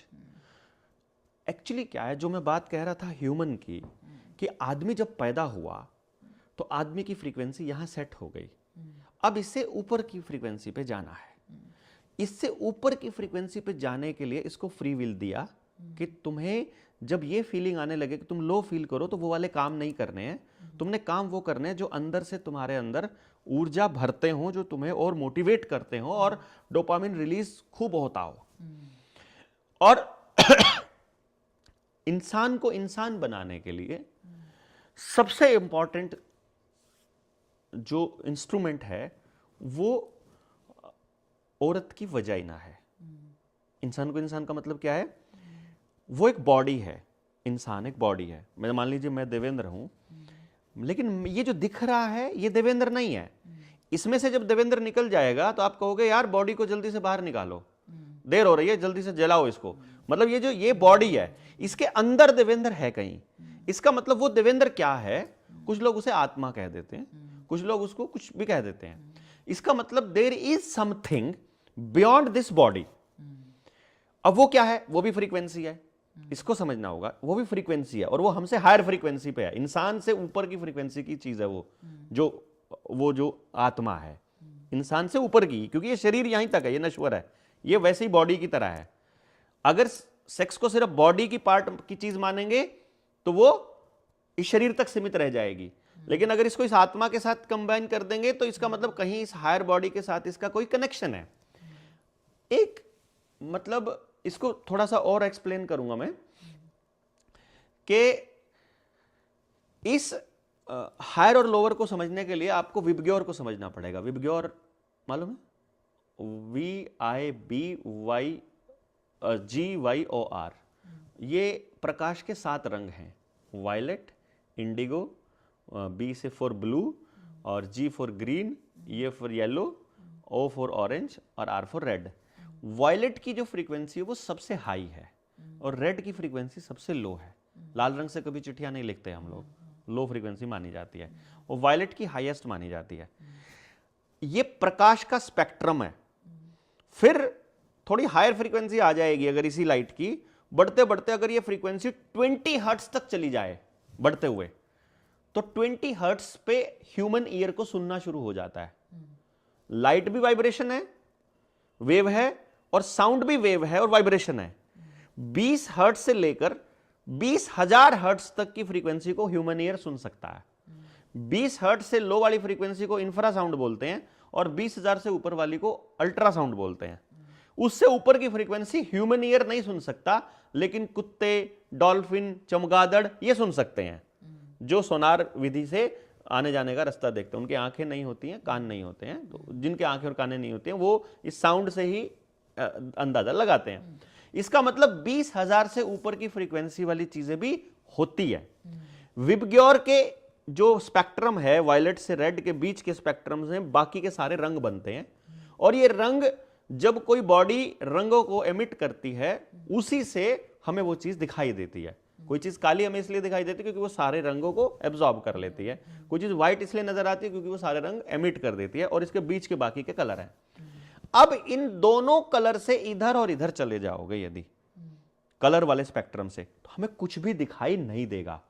इसका मतलब जो हमें दिखाई नहीं दे रहा है वो नहीं है, या जो सुनाई नहीं दे रहा है वो नहीं है, ये आप गलत बोल रहे हो, है ना। अल्ट्रासाउंड हमें सुनाई नहीं देता, कुत्ते को सुनाई दे रहा है, मान लो इंफ्रासाउंड डॉल्फिन को सुनाई दे रहा है, तो इसका मतलब वो है, लेकिन हमको हमारी कैपेसिटी से बाहर है। तो हमारी नजरों से हो सकता है यहां कोई ऐसी स्पिरिट या कोई ऐसी आत्मा या कोई ऐसी एंटिटी या कोई ऐसी वाइब्रेशन हो जो हमें अभी फिलहाल दिखाई नहीं दे रही है। तो इसका मतलब वो आत्मा का जो रियल्म है, उसका जो संसार है, वो हमारे इस 3D से अलग है, ऊपर है। वो 4D 5D में आप मान सकते हो। थ्री डायमेंशन में लेंथ ब्रेथ हाइट आता है, 4th और 5th आगे चले जाओगे। अब ये 5th डायमेंशन से अगर वो आत्मा को इस शरीर के अंदर एंटर करना है, तो वो एक ही रास्ता है, और वो योनि है। यानी जिस वक्त मां बच्चे को जन्म दे रही है या जब कंसीव कर रही है, तब वो योनि एक पोर्टल का काम करती है बेसिकली। उस संसार से उस शरीर में आत्मा को आने में वो जो पोर्टल खुलता है, यानी वो इतनी सेक्रेड जगह है योनि यानी वजाइना, कि वो आत्मा के एंटर करने की और यहां से बाहर जाने का रास्ता वहां से आता है। इसलिए औरत को सृजन की देवी बोला कि सृजन सबसे पहला काम है उसका काम वही है जो प्रकृति का है, यानी परमात्मा का है। औरत को देवी बोलने के पीछे उनका लॉजिक ये था बेसिकली कि वो वही काम कर रही है जो नेचर कर रही है, पैदा करना। और पैदा करके वो जीव कैसे बन रहा है अंदर, ना आदमी को पता ना औरत को। वो शरीर कैसे बनता है वो अल्ट्रासाउंड में दिख जाता है, लेकिन उसमें वो आत्मा कब एंटर किया ये किसी को नहीं दिखा। ये कब नहीं, वो ब्लास्ट कब हुआ, जब जो प्रकृति के बनने का ब्लास्ट, जो शुरुआत में जिसको बिग बैंग बोलते हैं, अगर आप शुरुआत में निषेचन प्रक्रिया को देखोगे, स्पर्म और अंडे का जो मिलन होता है वो बिल्कुल बिग बैंग के जैसा होता है, एग्जैक्टली बिग बैंग। यानी वो उस औरत के पेट में हो रहा है और वो उस योनि के माध्यम से हो रहा है। इसीलिए वो सेक्रेड प्लेस है, वो एक पवित्र स्थान है जिसमें उस औरत की ड्यूटी लगी है कि उसको उस रियल्म का जानकारी उस मर्द को देनी है। मतलब कैसे, जब आप सेक्स करते हो और बिल्कुल जो फाइनल मोमेंट इजैक्यूएशन का होता है, उस मोमेंट पे 1 या 2 सेकंड के लिए आपने कभी नोटिस किया हो, बिल्कुल आप पूरी दुनिया को भूल जाते हो, फिर चाहे कुछ भी हो रहा हो। यानी वो जो मोमेंट है, उस टाइम पर आप इस 3D में नहीं होते हो, आप एक्चुअली उस रियल्म में होते हो। यानी आपका जो असली मकसद है, औरत उस आदमी को यह बताती है कि तेरा असली मकसद यहां पहुंचना है, ये योनि छोड़कर तुझे यहां जाना है। तो यानी कि वो इंपॉर्टेंट पार्ट है उसका। और वो औरत उस आदमी को उस अध्यात्म की या उस हाई फ्रीक्वेंसी का एक्सपीरियंस केवल तब दे सकती है जब वो उससे प्यार करती हो, जब उनका कनेक्शन हो। यदि वो सिर्फ एक फिजिकल एक्टिविटी होगी तो ना ही तो औरत को लगेगा कि मैंने कुछ किया है और ना ही आदमी को लगेगा कि मैंने कुछ किया है। फिर उन्होंने सिर्फ एक प्रक्रिया की और बस वो निकल गए। क्यों भाग रहा है आदमी औरत के पीछे? क्यों भाग रहा है कुत्ता कुतिया के पीछे? क्यों लड़कियों के पीछे लड़के भाग रहे हैं? क्योंकि कहीं इंस्टिंक्ट में अंदर उसको पता है कि वो योनि मुझे उस रास्ते पे लेकर जाएगी, वहां उस टॉप पोजीशन पर लेकर जाए। लेकिन वो सबकी योनि नहीं लेके जाएगी, वो कोई एक योनि है, वो कोई एक व्यक्ति, वो कोई एक औरत है जो उसको उस प्लेस पर वो उसके होने का अर्थ देगी। यानी उसके स्पर्म को कंसीव करेगी और एक नई आत्मा को उसके जरिए लेकर आएगी, और फिर वो जब ये शरीर छोड़ के जाएगा उस रियल में, तो वो एक आत्मा इसके नाम की यहां होगी। तो इसलिए वो सेक्रेड बोला गया है, इसलिए सबसे सेक्रेड काम था ये। और इसको महिमा मंडित किया है पुराने लोगों ने अजंता अलोरा की गुफाओं में, बिल्कुल ओपन में हमारे ऋषियों ने सबको बताया है कि ये कोई गलत काम नहीं है, ये एक ऐसा काम है जो बेसिकली सिर्फ आदमी को औरत से नहीं जोड़ता है, ये एक्चुअली आत्मा को आत्मा से जोड़ता है। वहां गलती कर रहे हैं हम, इसको शरीर का काम मान करके सबसे बड़ी गलती कर रहे हैं। तो शादी से पहले यदि आप किसी ऐसे व्यक्ति से संबंध स्थापित कर रहे हो जहां आपका आत्मा का संबंध है और आप उसको सेक्रेड मानते हो, तो कोई गलत नहीं है। और जब वो आत्मा का संबंध होगा तो आपकी शादी फिर आप जिंदगी में कभी किसी से कर ही नहीं पाओगे, फिर आप वो संबंध किसी से बना ही नहीं पाओगे यदि आपने वो पवित्र संबंध बना लिया तो। इसीलिए हमारे बुजुर्गों ने कुछ लोगों को ये बातें, जैसे मान लो मुझे इन बातों को बताने का थोड़ा सा सेंस आया, थोड़ी सी शब्दावली मिली, मुझे भी पूरा नहीं बताना आता, हो सकता है यहाँ कंट्रोवर्सी में कुछ भी बोलने लोग, मुझे पूरा बताना नहीं आ रहा, लेकिन मुझे वो दिखता है तो मैं उस चीज को एक प्रकाश पुंज और फिर वो शब्दावली हो जाएगी, ज्यादा बड़ा हो जाएगा, वो गलत हो जाएगा। तो प्रैक्टिकली जो हमें समझ में आ सके हमारे नौजवान बच्चों को, इस भाषा में बोलने की मैं कोशिश कर रहा हूँ। जितना आपने बोला वो समझ आ रहा है, मतलब वो फील होती है, मुझे नहीं पता सबको होती है कि हाँ, तो पर होती है।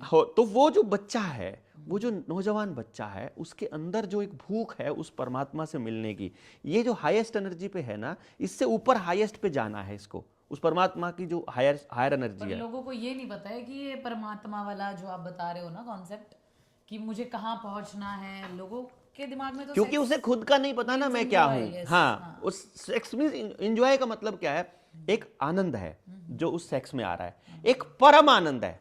यानी जैसे आप मुझसे पूछेंगे, मेरे साथी हैं कुछ 150-200 लोग हैं मेरी टीम में, हमारे पूरे इंडिया में, जो कनेक्टेड है। कनेक्टेड मतलब जो डायरेक्ट उस फ्रीक्वेंसी को कनेक्ट हो सकते हैं कभी भी, किसी टाइम भी। एक नहीं हो, इसलिए मैं अब खुल के बोलने लगा क्योंकि मेरी टीम में इतने सारे लोग हैं, मेरे साथी हैं, तो वो अपना एक्सपीरियंस बता सकते हैं आपको। अब मैं ये नहीं कहूँगा कि मैं कोई नाटक नौटंकी कर रहा हूँ, क्योंकि मुझे फील हुआ 2018 में, और मैं तब निकला ये काम करने, क्योंकि मुझे आदेश होता है कि मुझे घंटी बजती है मेरे सिर में कि तुमको ये बोलना है, तुमको ये बोलना है। मुझे होता हुआ दिखाई दे रहा होता है, मैं बोल देता हूँ, कोई रिसर्च कुछ नहीं, रिजल्ट बाद में आते हैं, रिसर्च बाद में आती है। इसीलिए मेरे को लोगों ने शुरू में मेंटल बोला कि ये पागल है, इसका कुछ यकीन नहीं करना। अब उनको लग रहा है कि यार ये जो बोल रहा था तो सब हो रहा है। अब जो ये बातें मैं जो बोल रहा हूँ, जब मैं अपने साथियों से बोला, मैंने एक ऐसे बिठाया, मैंने जितने लोग कनेक्ट हुए तो मैंने ऐसे बिठाया, मैंने उनसे पूछा एक बात बताओ, कैसा लगा तुमको वो कनेक्शन फील करके उस हायर सेल्फ से या इनर सेल्फ से? आप उसको इनर सेल्फ बोल लो, आप उसको हायर सेल्फ बोल लो। हायर बोलते हैं थोड़ा ऊंचा फील होता है कि ऊंचा जा रहे हैं, इनर बोलोगे तो यार अंदर झांकना है, वो सारी लाइनें आ जाएंगी, तो उस पे जा। तो मैंने जब उनसे पूछा कैसा लगा, बहुत आनंद, मजा आ गया। मैं क्या वापस आने का मन कर रहा था? बिल्कुल भी नहीं कर रहा था। तो मैं कहा क्या फील हुआ? बोला बस परम आनंद। मैंने कहा वैसा ही फील हुआ जैसे सेक्स करते हुए होता है? मैं उनसे एग्जैक्टली यही पूछता हूँ कि सेक्स करते हुए जो लास्ट मोमेंट है वैसा ही? हाँ बिल्कुल वही था। मैं कहा तुम्हें भी लगा कि 1 सेकंड का काम था?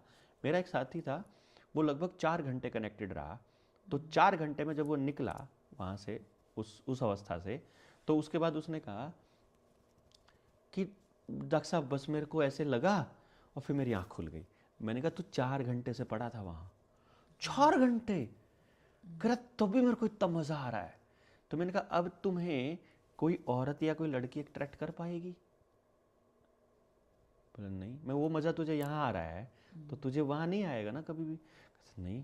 मैं किसका मतलब अगर वो परम आनंद यहाँ आ जाए तो जो औरत के होने का धर्म है फिर वो रह जाएगा, सृष्टि का निर्माण। फिर औरत भोग की वस्तु नहीं बचेगी, फिर केवल वो जनन का काम करेगी और जननी के तौर पे देवी के रूप में स्थापित हम उसे आराम से अपने घर में माता के रूप में कर सकते हैं। और चूंकि ये औरतें बाहर जा करके जब वो काम करती हैं तो उनको अपना जीवन यापन या अपने परिवार को चलाने के लिए ढेर सारे कॉम्प्रोमाइज़ेस करने पड़ते हैं, और वो जो भोग विलासिता के जो लालची कुत्ते हैं वो उसके शरीर को नोचने के लिए बैठे होते हैं। और ये बात हमारे पुरखों को पता थी, इसलिए उन्होंने लड़कियों के काम करने पर रोक लगाई थी कि इनको किसी के अंडर काम नहीं करना है, ये हायर सेल्फ है, ये बड़ी चीज है, किसी के नीचे इनको काम कराओगे, इससे बड़ी दुर्गति, इससे बड़ी बेइज्जती औरत की हो नहीं सकती है। लेकिन ऐसा समझा तो नहीं गया कभी भी। समझा इसलिए नहीं गया क्योंकि कोई एक्सप्लेन नहीं कर पाया उनको, उनके पुरखों ने बताया। जैसे हम लोग कई बार घर में नियम बना देते हैं बिना ही समझे और बिना ही समझाए। हम दोनों को, जैसे आप दोनों को लगता है कि ये काम है, हम कई बार जाते हैं ना आश्रम में या किसी से मिलने जाते हैं, मैं अपने साथी होते हैं तो वो कई बार वो मतलब सम्मान में कई बार वो पैरों की तरफ हाथ करने में, नहीं करना, तुमने पैरों की तरफ हाथ नहीं करना। क्यों नहीं करना? मैंने कहा देखो तुम करते हो सम्मान पूर्वक, लेकिन जो नया आदमी आएगा ना वो सोचेगा कि सब नहीं करना होता है पैरों की तरफ, वो अंदर से भाव नहीं आते। फिर आप बच्चे को, छोटे से बच्चे को कह दो जय करो, शिव जी की जय करो, अरे उसको नहीं मालूम है यार वो क्या है। जिस दिन उसको समझ में आएगा वो अपने आप वहां लंबा लेट हो जाएगा कि यहाँ लंबा लेट क्यों होना है, कि यहाँ जो ऊर्जा है वो लेनी है उसको, इसलिए पाइनियल ग्लैंड ऊपर करनी है तो आपको गर्दन झुकानी पड़ेगी। अगर ऊपर से ऊर्जा लेनी है तो आपको ऐसे होना पड़ेगा। ये एक्चुअली उनको नहीं बताया गया कि हाथ जोड़ना क्यों, ऐसे क्यों करना है, झुकना क्यों है, दंडवत प्रणाम क्यों करना है। किसी व्यक्ति के आगे दंडवत प्रणाम करने का मतलब है उसके पैरों से निकल रही ऊर्जा को हाथों के जरिए बस ले लो सारी को, उसको यहां से निकलती हैं हमारे इन उंगलियों से और इनसे निकलती हैं, तो पैरों को टच करते हैं वहां से भी निकलती है। तो पैरों को सही से लगाने का तरीका यह है, पांचों उंगलियों को टच होनी चाहिए और इधर से पांचों उंगलियों को होनी चाहिए। तो जब वो आती है ऊर्जा, या फिर जब आशीर्वाद दें तो दोनों हाथों से देना होता है आशीर्वाद, एक्चुअली दोनों आशीर्वाद, ताकि वो जो ऊर्जा आप दे सकते हो, अगर हायर एनर्जी पे अगर आप बैठे हो, पहले ये नहीं था हर किसी के पैर छुओ, जो हायर लेवल पे बैठा है केवल उसके पैर छूने हैं और केवल वही आशीर्वाद दे सकता है, सबको आशीर्वाद भी नहीं देना होता है। सर जितना हमने देखा या अपने पहली जनरेशन पे सुना, औरतें तो सिर्फ, जैसे आपने तो इतनी अच्छी चीजें बता दी औरतें न लेके, लेकिन ये हमने ना देखा ना सुना, क्योंकि समझ नहीं थी ना, समझ थी तो ये समझ आएगी भी नहीं। नहीं आएगी। मैं कह रहा हूं जिसने उस चीज को ऑब्जर्व कर लिया, जिसने भी उस चीज को महसूस कर लिया, और अब जैसे मेरे कुछ साथी हैं, हस्बैंड वाइफ दोनों कनेक्टेड हैं, वो स्पिरिचुअली, वो मतलब वो जो कनेक्शन मैं कह रहा हूं, अब वो कनेक्टेड होते हैं ना, जब अब वो डिस्कस करते हैं, कहते हैं देवेंद्र भाई अब जो हमारा जो मिलन होता है ना, अब जो हम मतलब प्रेम करते हैं या अब जो हम सेक्स करते हैं, कहते वो इतना अल्टीमेट होता है जिसकी कोई हद नहीं। कहता अब वो हमें उस 2 सेकंड का इंतजार नहीं होता, हर मोमेंट जब हम वैसे भी हाथ रख के बैठे होते हैं, पास बैठे होते हैं, तब भी वैसा रहता है। अभी हम दोनों कनेक्टेड हैं, मैं और पूनम ना, तो हमारे 20 साल शादी को हो गए, कोई भी देख के कहेगा ये अभी अभी कल के लौंडरू हैं, ये अभी भी ऐसा ही, मतलब इनका प्रेम जो है ना ऐसा रहता है। मतलब पर सर ये आप जैसे कितने और लोगों ने समझ आ रही होगी, जिनको भी समझ आई है, परमात्मा ने ये बोला कि वो बाकी लोगों को समझाएं, भले ही इसमें गालियां पड़े। हमारे बहुत से साथियों को मैं बोलता हूँ यार और लोगों को बोलो, तुम ये बातें बोलो, बोले हमें बोलना नहीं आता, हम हमारे पास शब्दावली नहीं है वो। जैसे आपने मुझसे पूछा, दिमाग में मेरे सारी बातें थी जो आप बता रहे हो, लेकिन शब्द नहीं है, शब्द नहीं थे वो। अब वो इतने सेक्रेट चीज को हमने क्या कह दिया। कोई बच्चा सोचेगा शादी से पहले विर्जिनिटी क्यों इंपॉर्टेंट है। विर्जिनिटी इसलिए इंपॉर्टेंट है, आप पोर्टल हर किसी के लिए नहीं खोल सकते, वो जो चीज है वो सबके लिए नहीं है। आपको जो डिजाइन है, कितनी बड़ी लाइन बोलते थे, संयोग तो ऊपर से बन के आते हैं। ये बुजुर्गों की कितनी गजब लाइन है कि आपके संयोग नहीं बन रहे, यानी जिसके साथ आपका संयोग बन रहा है। पहले इंस्टिंक्ट में क्या होता था, देखो कितने बुजुर्ग कितने कमाल के थे। हमारे लोग क्या करते थे, शादी में गए हैं, उन्होंने देखा लड़की, उन्होंने देखा लड़का, कोई लालच नहीं है, दोनों को देखते ही भीतर से आवाज आई, इनकी दोनों की शादी कर दो। मतलब किसी की शादी 10 साल की उम्र में हो गई, किसी की शादी 5 साल की उम्र में होगी, किसी की शादी 3 साल की उम्र में कर दी। वो बोले दूसर बाद में देखेंगे, लेकिन ये संयोग बना हुआ है इनका। वो क्योंकि फ्री लोग थे, वो प्रकृति के साथ जुड़े लोग थे, वो अंदर से एनलाइटेंड लोग थे हमारे बुजुर्ग। और एनलाइटेंड लोगों को दिखता है दोनों आत्माओं का कि इनका संयोग दिख रहा है, वो कर देते थे। और वो शादियां टूटती नहीं कभी तक भी, आखिरी तक भी। जो बात आप कर रहे हो ना, अगर वो इधर है ना, जो भी चल रहा है वो बिल्कुल इधर है, इसीलिए तो लगे पड़े डाइवोर्स होते हैं, एक्स्ट्रामैरिटल अफेयर्स, यस, क्योंकि अब तो यही सुनने को, क्योंकि अब आप पैसे से शादी करते हो, अब आप जमीन से शादी करते हो, अब आप नौकरी से शादी करते हो, अब आप घर से करते हो, बच्चे से नहीं करते हो, अब आप बच्चों की शादियां नहीं करते हो, अब आप आत्माओं को नहीं मिलाते हो, अब आप संयोग नहीं ढूंढते हो, अब आप स्टेबिलिटी ढूंढते हो। जब संयोग होता है तो स्टेबिलिटी अपने आप आती है। वो दुखी, देखो वो मैं एग्जाम्पल दिया था मैंने यहाँ, मैं देता भी हूँ पहले। अभी नीता अंबानी मुकेश से नाराज है बेचारी कि उसको उसका फेवरेट जहाज गिफ्ट नहीं किया, दूसरा मॉडल गिफ्ट किया है। मतलब जो आदमी के पास दुनिया की अकुत संपत्ति, उसकी पत्नी भी उससे खुश नहीं है। इसका मतलब देयर इज समथिंग जो पति पत्नी के बीच चाहिए, and that is not money, that is not physical. ये पत्नी मेरी बाहर बैठी है, पूछ लेना, मुंह दिखाई भी नहीं दिया आज तक जिंदगी में। एक बर्थडे नहीं मनाया हमने इसका, एक एनिवर्सरी हमने नहीं मनाई। मैं एनिवर्सरी नहीं मनाऊंगा, पूरे 365 दिन मनाएंगे ना हम। जितनी देर साथ रहते हैं हर मोमेंट मनाएंगे ना। तुम चाहिए तो बोलो ना, क्या क्या चाहिए तुमको यार, ये थोड़ी बात है, वो एक दिन थोड़ी ना स्पेशल है। इस बार इन बातों में तो सर मैं कॉन्ट्राडिक्ट नहीं कर सकती क्योंकि मैं खुद ये चीजें ऑब्जर्व, हम दोनों खुद हैं। हाँ, तो देयर इज नथिंग कि भाई मुझे क्या कि तुमने मुझे आज तक कोई गिफ्ट नहीं दिया, ठीक है। तो मैं हमेशा इसको एक बात बोलता हूँ, मैं जब दुकान में जाता हूँ ना, मुझे कोई ऐसी चीज नहीं मिली जिसको देख करके मुझे ये लगे कि ये तेरे लिए बनी है। हम तो सर ये चीजें बोलते ही नहीं है, जबकि हम ये लगा लो अभी शादी हुई नहीं, मैं कह रहा हूँ अगर मान लो कभी दिमाग में आ भी जाए, किसी ने किसी को गिफ्ट करते हुए देख लिया, तो वो बात आ जाती है, तो ऐसा लगता है ना। तो इसलिए बस मैंने खाली बोला ये, उसने नहीं कभी शिकायत करी होती तो मुझे कहीं ना कहीं देना ही पड़ता, इसलिए नहीं कर। हाँ तो इसलिए क्या है, वो जो मोमेंट है, और ये बहुत आसान होता है। ये कारवां बात बताने से बढ़ता है। मैं आपके बीच यहाँ बोल क्यों रहा हूँ, मैं उन लोगों के लिए नहीं बोल रहा हूँ जो पैसे के पीछे भाग रहे हैं, मैं उन लोगों के लिए बोल रहा हूँ, मैं उन लोगों के लिए बोल रहा हूँ कि बाय चांस कोई कनेक्टेड व्यक्ति अपनी ये वीडियो सुन ले और उसे पता चल जाए कि ऐसे लोगों का हुजूम है, तो वो भी आकर के जुड़े, ताकि उसको पता लगे कि भाई ऐसा पॉसिबल है, जो तुम्हें फील हो रहा है वो एक्चुअली फील करने वाले लोग इस धरती पर हैं, और कोई दिक्कत नहीं है आकर के मिलने में। तो वो लोग आकर के मिलते हैं, उनके भीतर का अहंकार अपने आप खत्म हो जाता है, लालच अपने आप खत्म हो जाता है, डर खत्म हो जाता है। लोग हमसे पूछते तुम्हें डर नहीं लगता है? अरे जिस चीज से डर लगता है ना, तुम लोगों को जिस चीज से डर लगे, वो तो काम कई बार करके आ चुके, मरना जीना तो हम कई बार कर चुके, कोई दिक्कत नहीं है। फिर वो जो कनेक्शन है, वो हमें पता है कि एक्चुअल कनेक्शन क्या होता है, शरीर नहीं चाहिए उसके लिए। तो आपका किसी से बात करने के लिए, जैसे हम कुछ लोग ऐसे हैं जिनको बात करने के लिए बॉडी की या फोन की जरूरत नहीं पड़ती है, we talk to each other. इसीलिए हमारे बड़े बुजुर्गों को इन सब चीज़ों की ज़रूरतें नहीं पड़ती थी, वो क्योंकि वो सारे एनलाइटेंड लोग थे। और एनलाइटमेंट का तरीका है बहुत सिंपल सा तरीका, आर्टिफिशियली लाइट नहीं होनी चाहिए आपके आसपास, नंगे पैर होने चाहिए, और इंडिजीनियस पुराने देसी, ये नए वाली फसल नहीं, पुराने पेड़ों को कहीं ना कहीं टच होना चाहिए आपका। और जानवर, वो जनरेशन भी नहीं थी जो हमने देखी, हमने सुनी। मैंने लगा ये उससे भी बहुत पहले लोग थे। हाँ, क्योंकि मैंने नहीं लगता, क्योंकि मेरे दादाजी एनलाइटेंड पर्सन थे।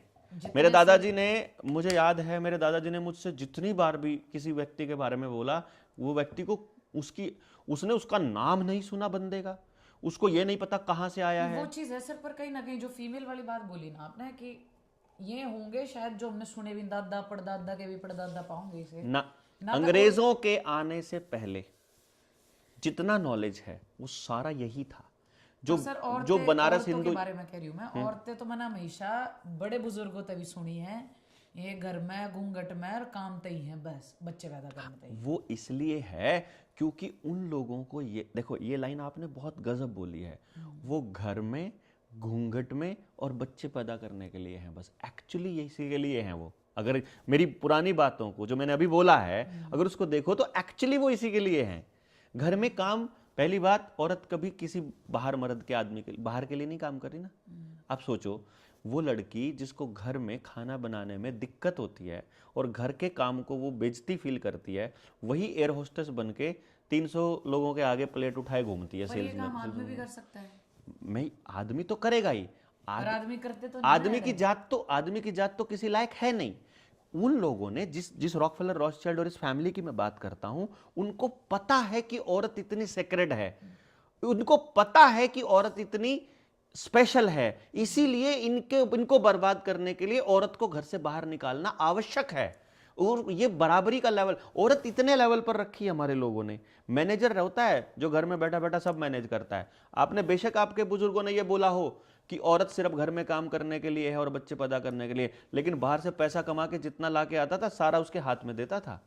नहीं देता हो तो बताओ, आपके दादा दादी पुराने माँ बाप। पता नहीं सर, मैं कौन से दादा दादी मेरे घर में तो ये था कि सारा पैसा मेरी दादी के पास है, सर रुपया दे दो आप। सारा पैसा मेरी माँ के पास है, ठीक है, सारी पावर मेरी माँ के पास है, सारी पावर। कौन सी पावर? मैं समझ गई, पर जैसे सर आपने नु बोला ना कि आदमी मर्द तो कुछ, आपने शायद लाइन बोली अभी, वो तो कुछ है ही नहीं, समथिंग जो लो फ्रीक्वेंसी का प्राणी है औरत से बहुत।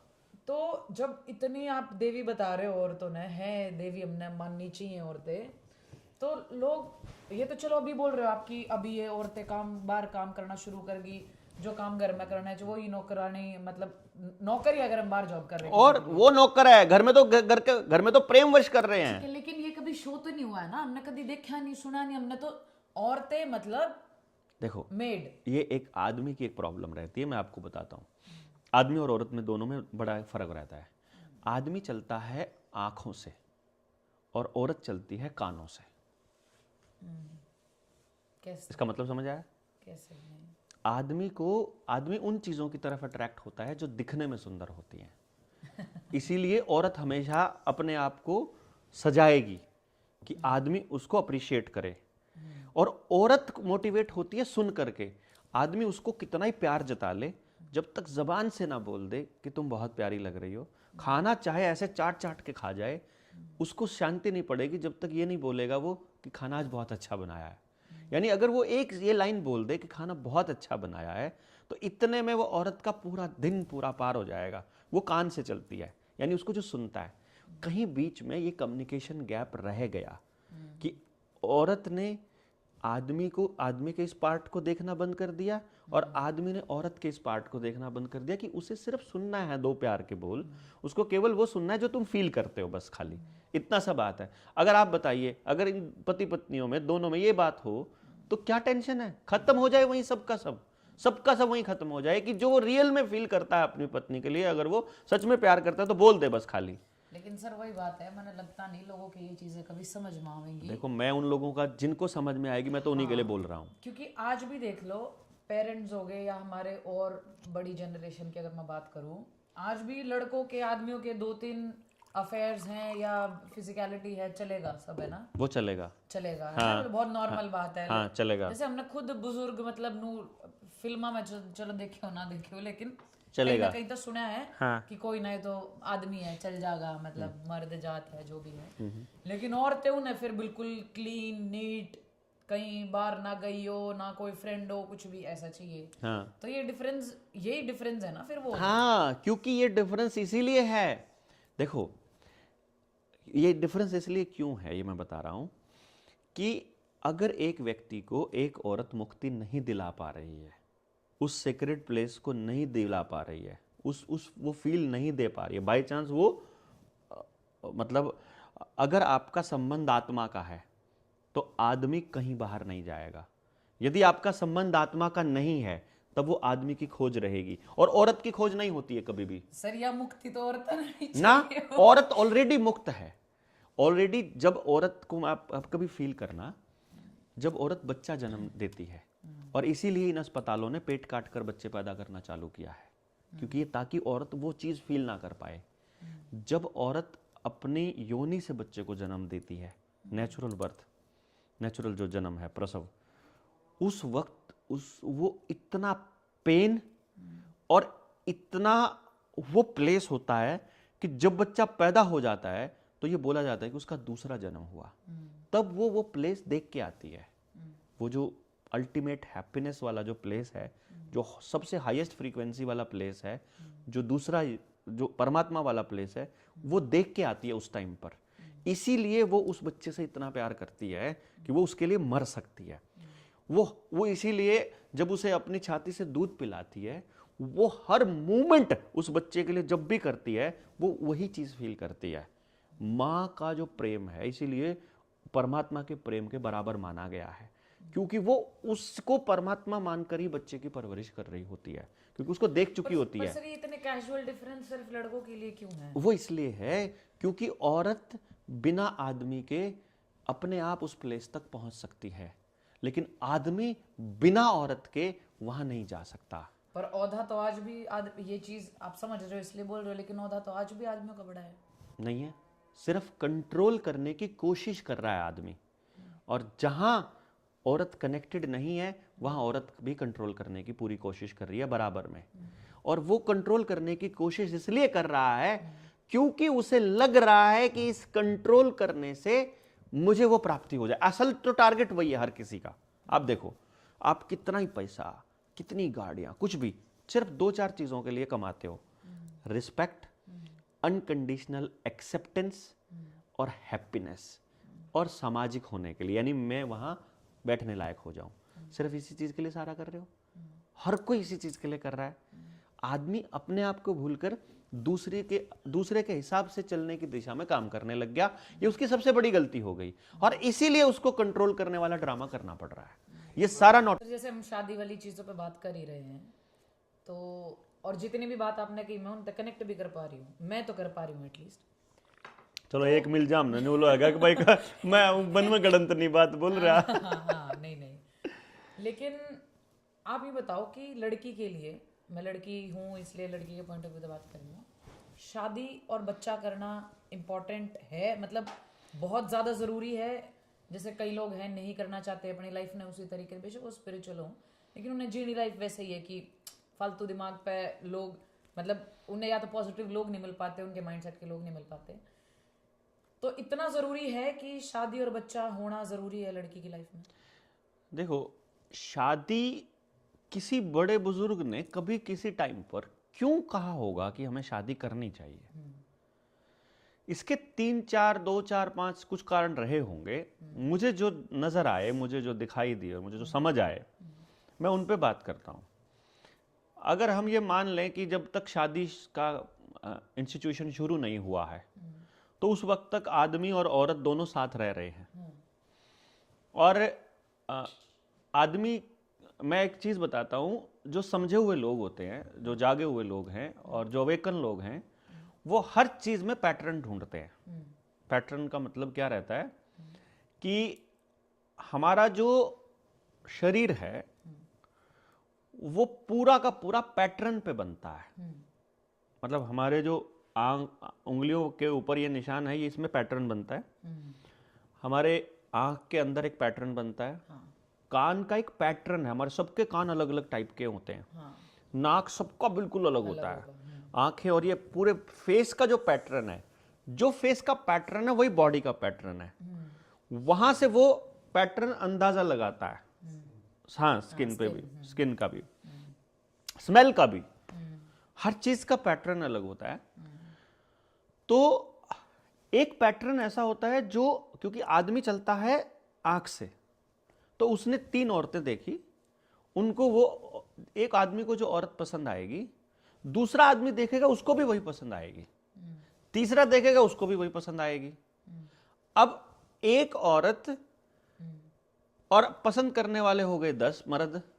अब या तो वो समाज के अंदर जूत बजवाएगी या वो उस औरत का सत्यानाश कर देंगे।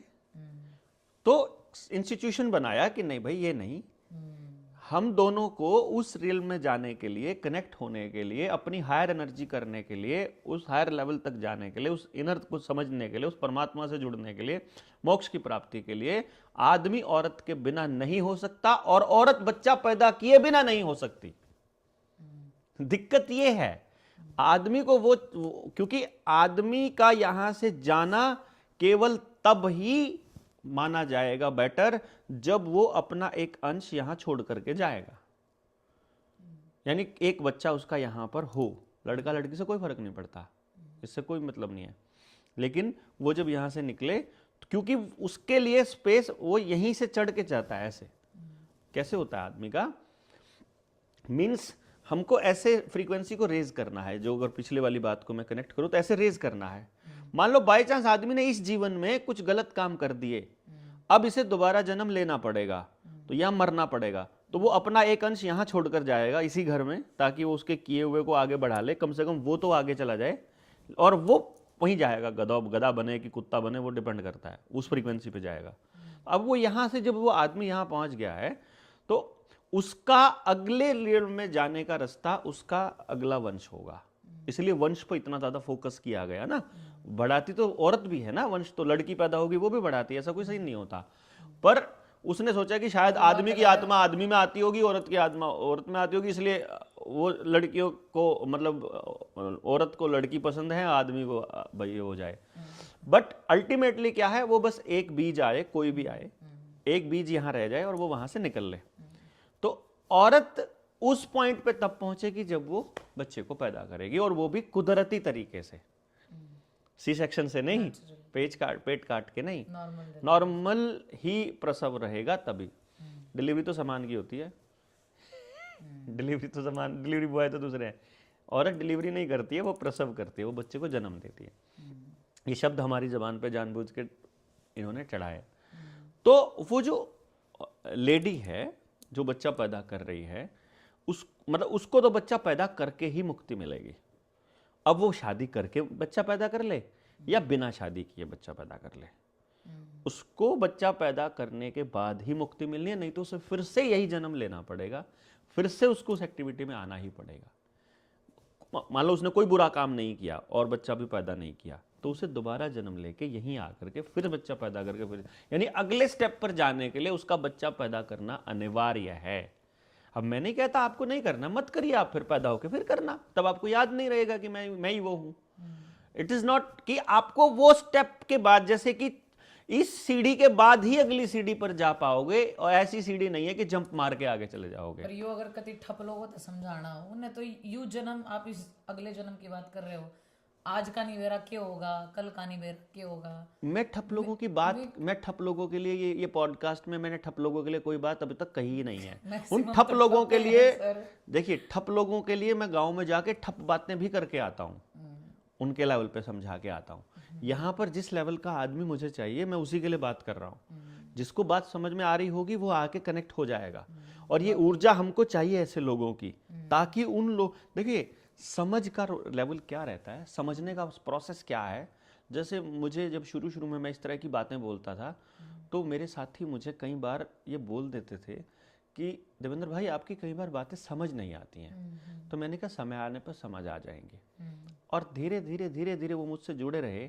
अब वो जैसे किसी न किसी ट्रेनिंग में वो कनेक्ट होते रहते हैं।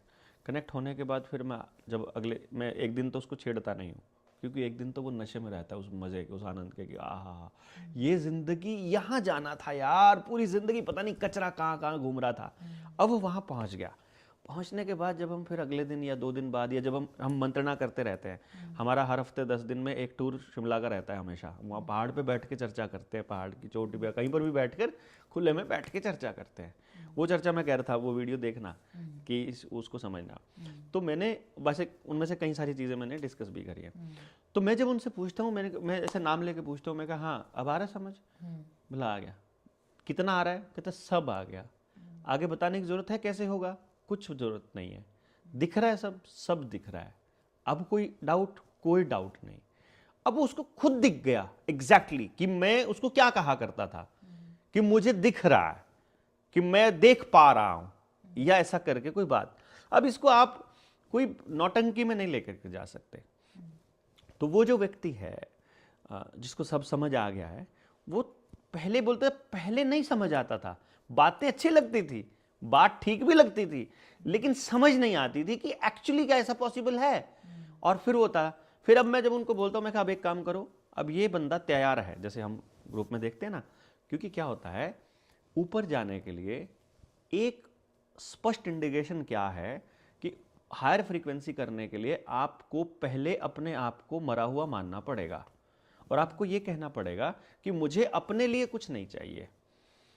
तो अब आप जो करोगे वो किसी भी दूसरे पर्सन के लिए करना पड़ेगा आपको, या तो अपनी पत्नी के लिए करो, या अपने बच्चे के लिए करो, या किसी के लिए भी करो, उसके लिए करना पड़ेगा। और उनके लिए करते हुए किसी थर्ड पर्सन का नुकसान नहीं होना चाहिए, ये नियम है। तो जैसे ही आप किसी का भी नुकसान करने की भावना को मन में त्याग दोगे, आपका एक लेवल राइज हो जाएगा।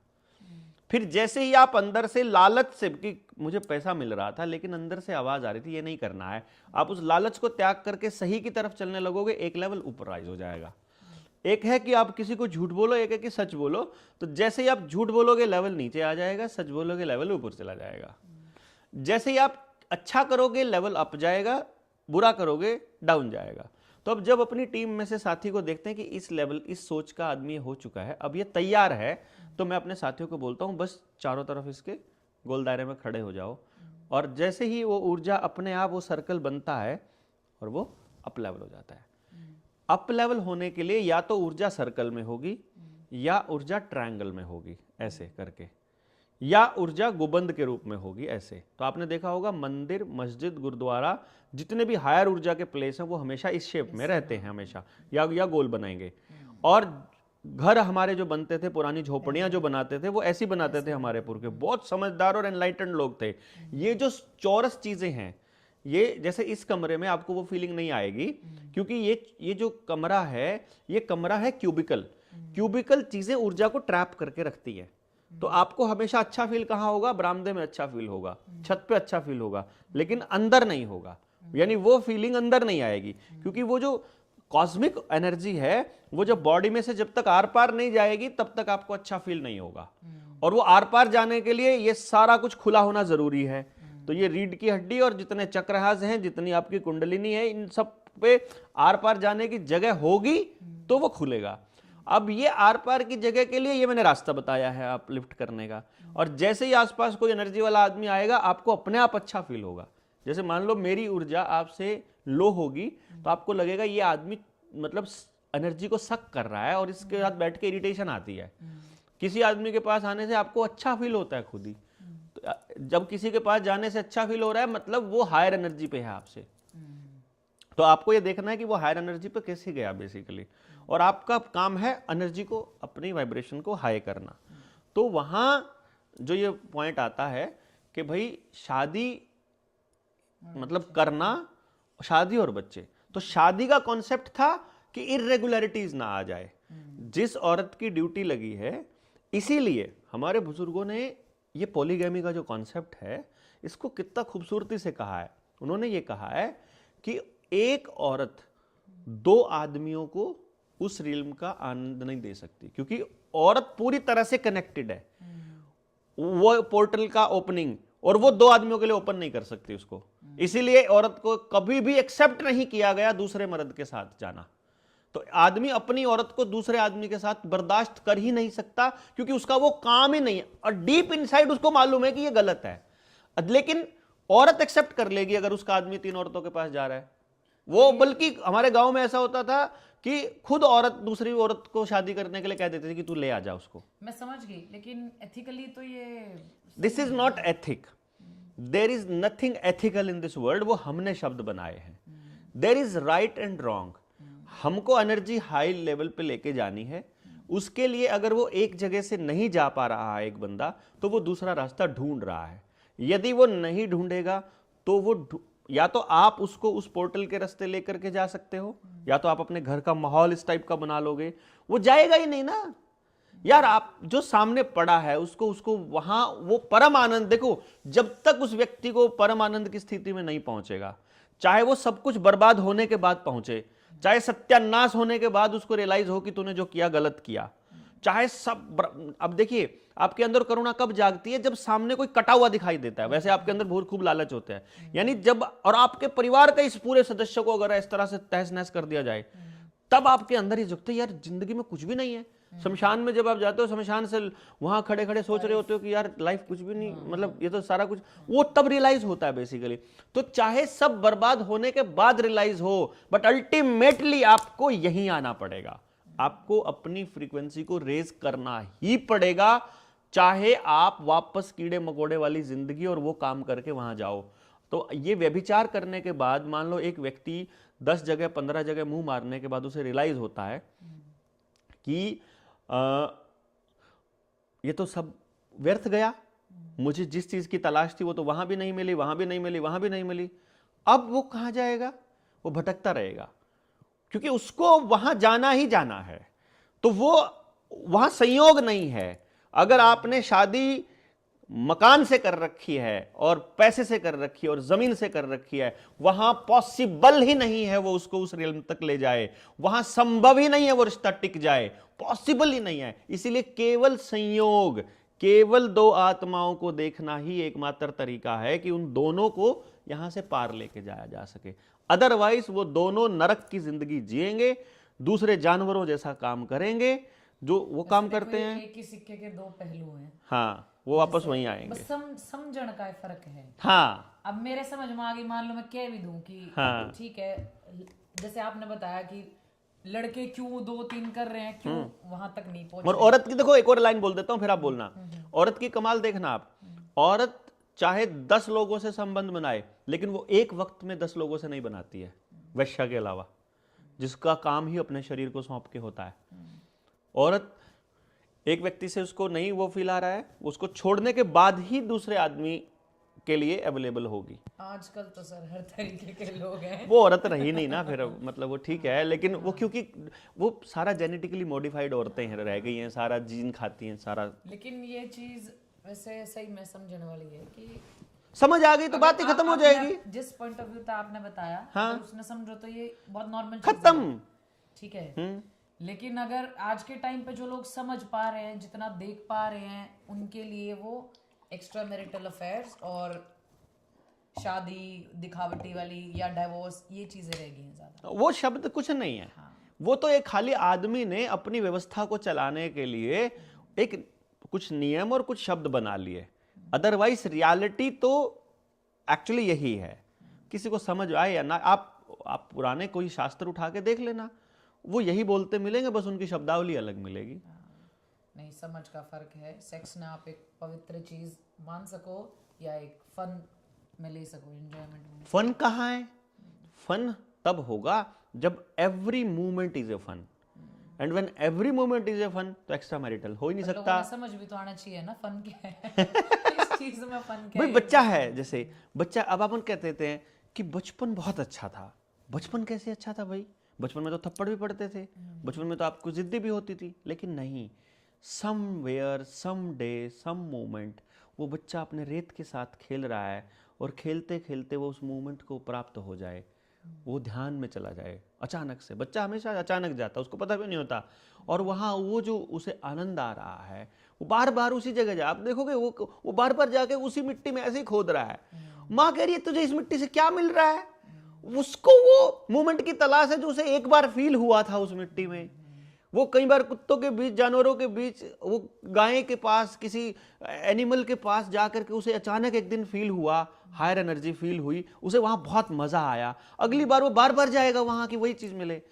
बच्चे को, किसी आदमी को किसी औरत के साथ एक सेकंड के लिए फील हुआ, वो बार बार औरतों के पास जाने की कोशिश कर रहा है। बेसिकली वो उस मोमेंट की तलाश में है कि मुझे वो मूवमेंट हर पल चाहिए, उसी मूवमेंट के जो हायर एनर्जी का मूवमेंट है, वो जब तक भीतर नहीं जाएगा तब तक नहीं मिलेगा।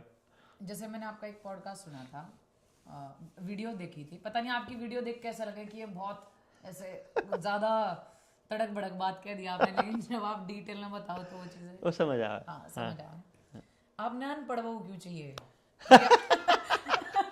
आपकी बहू नहीं, जैसे मैंने एक बेटे की वीडियो में देखा कि आपने बच्चे अपने के बेटे लिए। के लिए अनपढ़ हो, गांव की हो, ठीक है, और काम करे, जॉइंट फैमिली की हो, हाँ। देखो क्या होता है, जॉइंट फैमिली की होगी तो आदमी की कदर होगी, उसे इंसान की कदर होगी। अनपढ़ होगी तो पैक्ड खाना, कॉटन सीड का खाना, ये नमकीन, बिस्किट, दारू, यूनिवर्सिटी वाले कल्चर से बची मिलेगी। मैंने कह रहा हूँ अनपढ़ होगी तो इन सब चीजों से बची हुई मिलेगी। पढ़े लिखे कर रहे हैं इसलिए तो अनपढ़ चाहिए। मतलब मेरे बच्चे को ऑर्गेनिक बहू चाहिए बेसिकली मुझे। तो उगानी पड़ेगी सर। नहीं, किसी ने तो उगाई रखी होगी, वो बात अलग है, लेकिन किसी ने तो पैदा कर कि कोई तो परिवार ऐसा होगा जो आदमी की कदर करता हो, उसकी नौकरी। अब मैंने तो डिक्लेयर किया हुआ कि मेरा बच्चा नौकरी नहीं करे। जॉइंट फैमिली वाली लड़कियां ही सोचा, कई लोगों ने परिवार नहीं मिलता, वो भी ना सोचा कि परिवार मिल जाए। मैं कह रहा हूं अगर ऐसा मिल जाए, मैं तो उन्हीं को मैसेज देने के लिए तो किया था कि कोई ऐसा परिवार मिल जाए जहां ऐसी लड़की हो जो कि इन सब कचर चीजों से बची हो। बेसिकली क्या है, पढ़ाना का क्या ख्याल है? 10वीं तक का सिलेबस 6 महीने का होता है और ग्रेजुएशन तक का सिलेबस अगले 6 महीने या 1 साल का होता है। कभी सर्टिफिकेट ले लो, 1 लाख रुपए में BA BSc MSc की डिग्री ऐसे खटाक से मिल जाएगी, कोई दिक्कत ही नहीं है। नौकरी लगाने के लिए सिफारिश चाहिए, अकल थोड़ी चाहिए। अगर नौकरी लगानी है तो दैट इज मतलब वो जो चीजें बच्चे ने यूनिवर्सिटीज में जाके कमाई है ना, वो तो पैसों में मिल जाती है, लेकिन जो चीजें मैं मांग रहा हूँ वो पैसों में नहीं मिलती, वो तो उस परिवार ने सहेज के रखी होती है। तो मुझे वो बच्चा चाहिए बेसिकली ऑर्गेनिक, ताकि आगे ऑर्गेनिक बच्चे। ऑर्गेनिक बहू अभी तक तो 20 ही साल का है बेटा, 2-3 साल है उसके पास, ढूंढ बेटा लेंगे। खुद भी ढूंढ सके सर। हाँ वो उसको ऑप्शन है, कोई दिक्कत नहीं। सर शादी की बात कर रहे थे हम, आपने क्या लगे शादी की एक सही उम्र क्या होनी चाहिए? लड़की को जब पीरियड्स आने शुरू हो जाए उसके 36 महीने बाद बेस्ट है, जब भी हो जाए। सर आजकल तो पीरियड 7th क्लास में आ जाए आजकल, क्योंकि आपका खान पान खराब है। अगर आप खान पान ठीक करोगे तो 14 साल की उम्र में ही बच्चे को पीरियड्स आते हैं लड़की को। 14 साल में वो 7th 8th में 13-14 साल को, 14 साल में अगर पीरियड्स आ गए तो उसके 3 साल बाद यानी 17 साल सबसे हेल्दी एग होगा उस वक्त, सबसे ज़्यादा रेडी है वो बच्चा माँ बनने के लिए, सबसे हेल्दी बच्चा पैदा होगा। जितनी वो लेट होगी बच्चा पैदा करने के लिए ना, ये सब नहीं सिर्फ बच्चा पैदा, फिर अभी मैंने थोड़ी देर पहले बोला ही था, औरत का काम है बच्चा पैदा करना, ठीक है सर? जब आप ऐसी लाइन कह रहे हो ना, जब तोड़ जाए छो, हाँ तो ठीक है, छो में इतना थोड़ी आस है। फिर जब आप डिटेल बात करो तो नन्नू भी है नहीं यार, बात तो सही बात कह रहे हो। देखो, फिर एक बात बताओ, ये मारा ब्याह होया जब, तो वो जब ब्याह होया तो पूनम 2nd ईयर में थी जब, ठीक है, उसकी माँ बोली तो पढ़ है छोरी, मैं बोला मैं कि उसकी किताब पढ़ूं, फिर पढ़ लेगी, ठीक है, ये बालक पैदा हो गया तो वह थोड़ा उन्हें रोक के किसी काम तय। इसने बच्चा पैदा करने के बाद बीएड करी, बच्चा पैदा करने के बाद एमए साइकोलॉजी करी, बच्चा पैदा करने के बाद यह लॉ करने लग रही, नेचुरोपैथी में टॉप किया इसने, आयुर्वेदा फार्मेसी में टॉप किया अपना कॉलेज, अभी गोल्ड मेडलिस्ट आयुर्वेदा फार्मेसी की, बच्चा पैदा करने के बाद की बात बता रहा हूँ। कोई किसने रोका बच्चा पैदा करने के बाद आप पढ़ नहीं सकते हो, या आप कुछ कर नहीं सकते हो, अपनी मर्जी की करो। अभी 1 लाख रुपया महीना कमाती है और हफ्ते में 2 ही दिन काम करती है बस खाली। आजकल तो सर 2-2 3-3 बच्चों के बाद भी काम कर रही है। कितना ही करो कोई दिक्कत, लेकिन अपनी मर्जी का करो ना। उस बच्चे को, हमें उस बच्चे को काबिल बनाना है, ना कि नौकर बनाना है। और काबिल बच्चा पैदा करने के बाद कौन, किसने कहा कि नहीं बनते? बेसिकली मैं ये नहीं कह रहा हूं, मैंने कहा है आपको अगर बच्चा पैदा करना ही है, यदि आपको शादी करनी ही है, जो कि आपको करनी ही है, तो फिर बेस्ट टाइम पे क्यों नहीं? और ये काम समाज का है कि हमको अपने बच्चों की शादियां बेस्ट टाइम पर करनी है, ताकि बस बेस्ट बच्चे आए, ताकि बेस्ट समाज बने। और उसके लिए हमको पूरे गांव को यह व्यवस्था करनी पड़ेगी कि किसी भी बच्चे के साथ, किसी भी बच्ची के साथ अन्याय ना हो इस दौरान। बस ये व्यवस्था करनी में अभी बहुत साल लगेंगे। कितना ही लगो, माँ बाप ने भी मुझे नहीं पता कितना लगेगा, लेकिन मैं तो ये बताऊंगा आपके लिए सही क्या है। अब आज के माँ बाप तो हर चीज सोचे हैं कि, क्योंकि आज वही जैसे हम पहले बात कर रहे थे पॉडकास्ट से पहले भी, कि पहले के पेरेंट्स जो आया करते हैं, देखा करते कि जमीन कितनी आया, सरकारी नौकरी नहीं लाग रहा है, अगर नहीं भी लाग रहा तो नहीं लाग रहा था भैया, खेती करे, इतने किले हैं, जो कुछ भी करता हो, जो परिवार के खानदानी परिवार थे वो सिर्फ खानदान देखा करते। मेरी छोटी सिस्टर की शादी जब हुई तो मेरा छोटे वाला बहनों ही नौकरी पर नहीं था, सबसे छोटे वाला, और कुछ भी नहीं करता था, और 12वीं पास ही था। तो मैंने मेरे दादाजी से पूछा कि जो बड़ी वाली बहनें हैं उनके तो जो हस्बैंड हैं वो तो नौकरी करने वाले हैं, इसको क्यों नहीं किया? क्योंकि कुछ लोगों ने यह कहा कि यार तो बिना उसके कर दी शादी। तो मेरे दादा ने एक बात बोली थी, देखो ऐसा है, आपको अगर किसी परिवार के बारे में जानना हो कि उस परिवार में अपनी बेटी देनी चाहिए कि नहीं देनी चाहिए, पड़ोस में या उसके गांव में अगर कोई जानकार हो उससे सिर्फ ये पूछो कि इस परिवार को कोई उधार भी दे सकता है कि नहीं, इमरजेंसी आ जाए तो कोई मदद कर सकता है कि नहीं, इस परिवार ने कितने लोगों के साथ कितना बिगाड़ा और किस मुद्दे पे बिगाड़ा और कैसा कैसा क्या है, ये नीयत कैसी है इनकी। तो पूरे गांव से रिपोर्ट ये है कि खानदानी लोग हैं। तो मतलब क्या हुआ कि भाई उन्होंने शादी कर दी, वो बाद में लड़का नौकरी भी लग गया। लेकिन जब करी तब नहीं था, ना जमीन थी ना बहुत प्रॉपर्टी थी, लेकिन मेरे दादा को पता था कि बच्ची को सही जगह पर रखना, तो क्या है तरीका। और वो चीज़ें ठीक है, समाज का, दुनिया का प्रभाव बच्चों पे होता है, वो बाद में शादी के बाद भी हो जाता है, वो दिमाग खराब हो जाता है। बिल्कुल लुप्त हो चुकी हैं चीजें, नहीं, बहुत कम लोग हैं सर। नहीं देखो, मैं अगर मैं आज एक बाप एक पिता, एक 20 साल के बच्चे का पिता यदि ऐसे बच्चों की डिमांड कर रहा हूं और मुझे 4 आदमी बात को ठीक सुन भी रहे हैं, तो इसका मतलब है कल्चर उस तरफ चलेगी ना। हाँ, मैं बोल रही डिमांड आपने अभी के लिए तो करनी पड़ रही है वो मैंने डिमांड सिर्फ पब्लिक में ये मैसेज देने के लिए किया है, वरना मैं ये बात नीचे नीचे भी कर सकता था। ये मैंने तो सिर्फ बताने के लिए किया है कि मैं बोल रहा हूं और देखना मैं कल कोशिश करूंगा इसी तरह का बच्चा अपने घर में लाने की कोशिश करूंगा ना। फ्रीडम फिर भी बच्चे की होगी, मेरे बच्चे की। भाई ठीक है, नहीं मान रहा, मैं क्या करूं, फिर अगली पीढ़ी पे काम करेंगे। मान लो ये पीढ़ी काम नहीं कर रही, जिनको आज बात पता चल जाए वो नहीं काम कर रहे, तो उससे अगली पे करेंगे। हमें क्या काम ही करना है, कुछ ना कुछ तो करोगे ना, या तो भोजन करोगे या नहीं करोगे। ना करना भी क्रिया है, करना भी क्रिया है। ठीक है, आपने मेरा अगला सवाल तो वैसे एक्स्ट्रा मैरिटल अफेयर और तलाक पे था, लेकिन आपने इससे पहले सवाल में जवाब दे दिया, जरूरत ही नहीं पड़ेगी। अच्छा, आप इंटरकास्ट मैरिज की और बात कर रहे थे, यूँ तो मेरा जानना बहुत जरूरी है क्या कि इंटरकास्ट मैरिज करनी चाहिए, आपके पॉइंट ऑफ व्यू से करनी चाहिए नहीं करनी चाहिए? देखो, जिसको आप इंटरकास्ट बोलते हो, पहले कास्ट को समझना पड़ेगा। कास्ट मैं जो समझ रहा हूं वो जाति है। जाति मतलब ज्ञाति, ज्ञाति मतलब ज्ञाता, ज्ञाता मतलब ज्ञान, ज्ञान मतलब काम।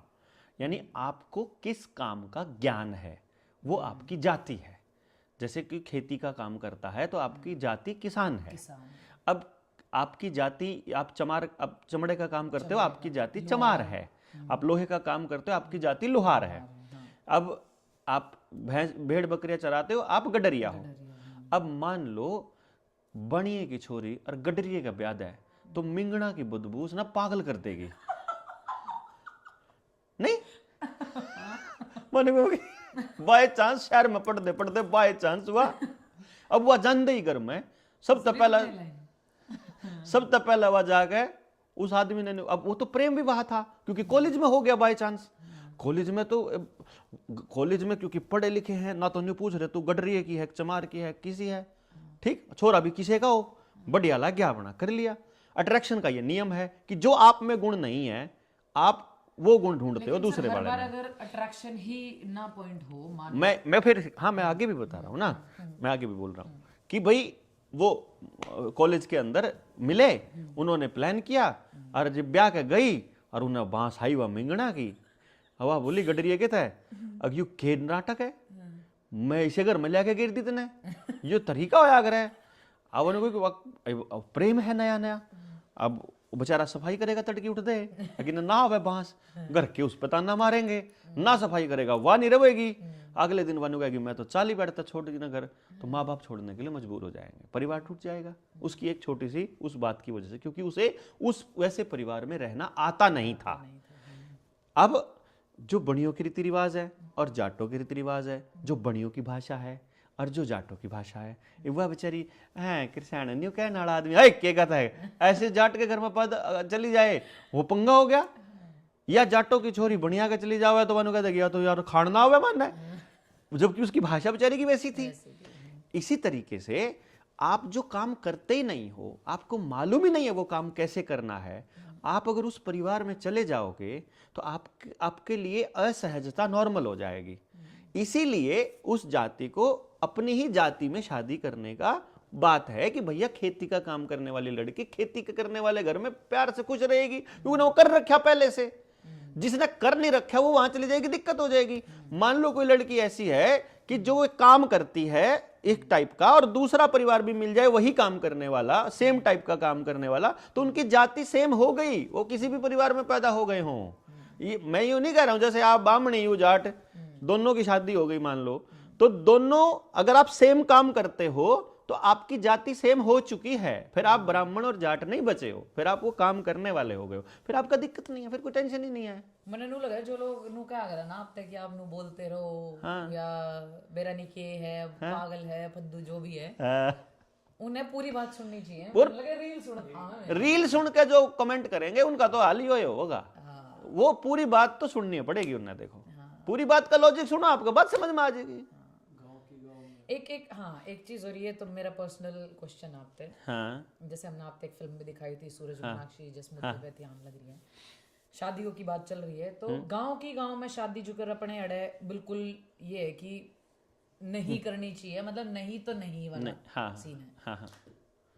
उस क्यों नहीं का रीजन मारते कभी नहीं बताया जाता। हाँ। तो क्यों नहीं का रीजन बताओ। हाँ, मैं बताता हूँ। देखिए क्या होता है, एक वर्ड होता है पोलिनेशन। पोलिनेशन में क्या होता है कि जो मधुमक्खियां हैं वो फूलों से बीज लेकर के, मतलब मादा, और जैसे फूलों के अंदर मादा और नर दोनों पार्ट होते हैं, वो उनको ऐसे मिक्स करती हैं जिससे कि वो एक फूल, मतलब नई फसल पैदा होती है।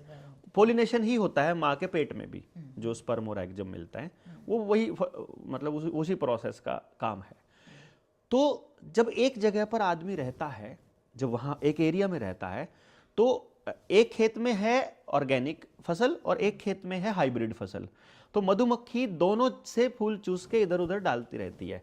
तो वो ऑर्गेनिक वाली फसल में भी हाइब्रिड के गुण आ जाते हैं और हाइब्रिड में ऑर्गेनिक के गुण आ जाते हैं, क्योंकि पॉलिनेशन हो रहा है इधर से उधर। तो यानी एक एरिया में रहने वाले जो बच्चे होते हैं उनका डीएनए लगभग एक जैसा डेवलप होता है। तो वो जिनका डीएनए लगभग सिमिलर होता है, वो सिमिलर डीएनए के साथ शादी करके अगर बच्चा पैदा करेंगे तो बच्चों में बीमारियों के चांसेस ज्यादा होते हैं। वो खराब डीएनए हो जाता है, वो जेनेटिकली मॉडिफाई हो जाता है बेसिकली। तो जितना जेनेटिक डिफरेंस होगा लड़का और लड़की में, जितना दूर, इसीलिए गोत्र छोड़ा जाता है ना।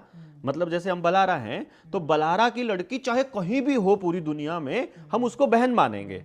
क्यों? क्योंकि वो एक डीएनए से आया हुआ है, सीन है। तो हमारे डीएनए बराबर हैं। वो बराबर डीएनए जैसे ही शादी करेगा तो बच्चे अपंग, बुजदिल, निकम्मे, कमजोर और खराब पैदा होंगे। तो इसीलिए दूर जितना होगा रिश्ता, यानी कि आपका दादी का भी नेग छोड़ दिया, बाप नानी का भी, माँ का, दादी का और दादा का, ये 3 गोत्र छोड़े जाते थे ताकि ज्यादा से ज्यादा दूर का रिश्ता हो। और एक गांव के गांव में तो सारी जनरेशन जो है सेम टाइम पे पैदा हुई है, उन सेम खाना रहा है, वहीं आसपास की फसलों से खाया है, तो उनका जेनेटिकल ग्रोथ लगभग सेम हुआ है। तो वो बच्चे, उनकी जो नेक्स्ट जनरेशन होगी वो साइंटिफिकली बीमार पैदा होगी। अब ये देखो कितना मिसकम्युनिकेशन है अपने जगह पे, अपने फैमिलीज में। हाँ। ये चीज हमने फिल्म बनाई जब हमने पता थी कि ये जेनेटिकल डिसऑर्डर आ जाएगा, हाँ। ठीक है, ये डॉग्स में भी हो वैसे, हाँ, अगर हम मैटिंग करा दे सेम ब्रीड दे।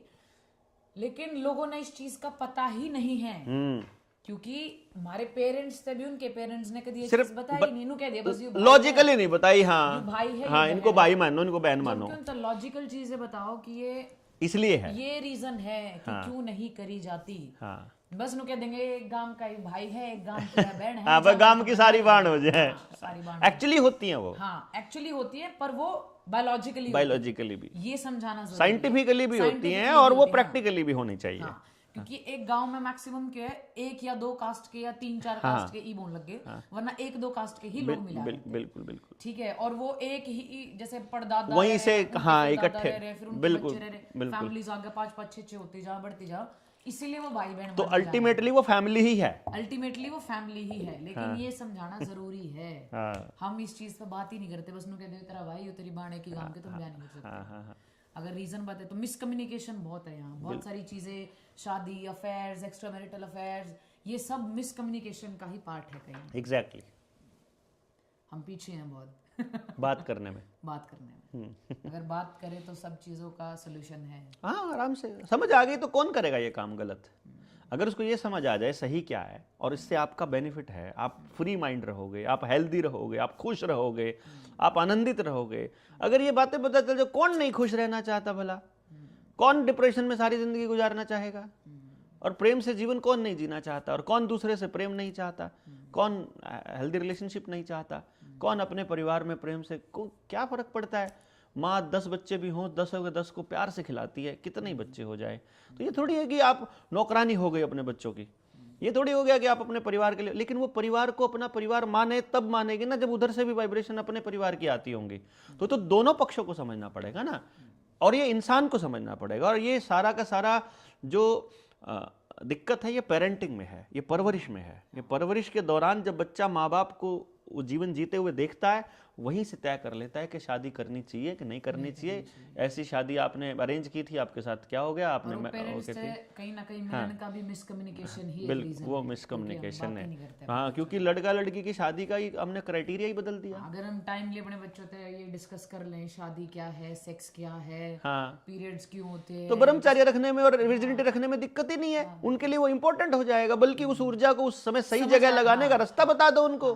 हम बताएंगे नहीं, बस ये बोल देंगे बस शादी से पहले करना सेक्स नहीं। मत करो, क्यों ना करो ये नहीं बताएंगे, इस एज में शादी मत करो, क्यों ना करो ये नहीं बताएंगे, बच्चे इस एज में कर लो, यस, एक्स्ट्रा मैरिटल मत करो, तलाक मत लो, उसके रीजंस नहीं बताते, रीजंस नहीं बताते, डिस्कस नहीं करते। जी बिल्कुल।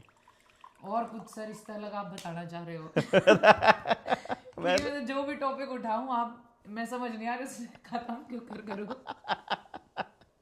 अगला सवाल ही नहीं बचता। 2 घंटे हो गए इस चीज पर बात करते करते, है ना। तो कोई बात नहीं है। तो अभी तो देखिए पॉलिटिक्स पे बात करना पेंडिंग है, इकोनॉमिक्स पे बहुत करना बाकी है, समाज पे बात करना बाकी है, फिल्म इंडस्ट्री पे कर लो, पढ़ाई पे कर लो, सिलेबस पे कर लो, पेरेंटिंग पे कर लो। आपके सर में वो कर लो, एक अपने सीरीज चैनल पे एक सीरीज काट हाँ, देखिए हर शनिवार शाम को 7 बजे आज ये टॉपिक है, आज का टॉपिक ये है।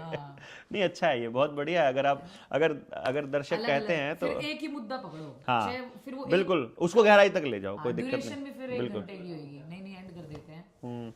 चलो भाई, आज की जितनी बातचीत थी ये भी कम थी। अब हमें इसको भी कंटिन्यू करने के लिए एक और पॉडकास्ट करना पड़ेगा।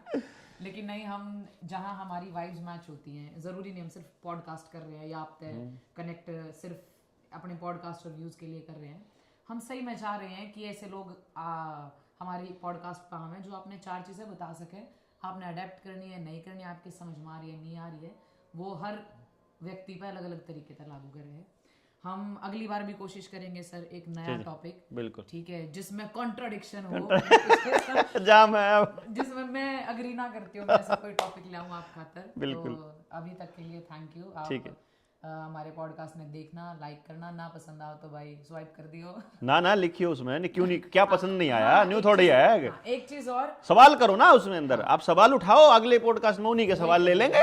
ये चीज इसमें क्या दिक्कत है। आप पॉडकास्ट देखना, अगर आपने कुछ भी गंदा लग रहा है, अच्छा लग रहा है, बहुत बुरा लगा है, या हम फद्दू बात कर रहे हैं, आप कमेंट में लिखना कि हम अगली बार किस मुद्दे पर बात करें, कि हमारे सवाल होने चाहिए, हम वही पॉडकास्ट करेंगे नेक्स्ट टाइम। बहुत बहुत धन्यवाद, बहुत बहुत धन्यवाद जी, बहुत बहुत thank you so much for the time. Thank you जी।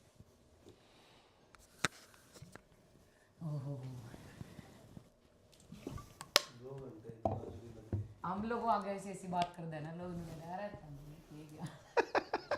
ये कोई बात है, ये नहीं होगा तो कैसे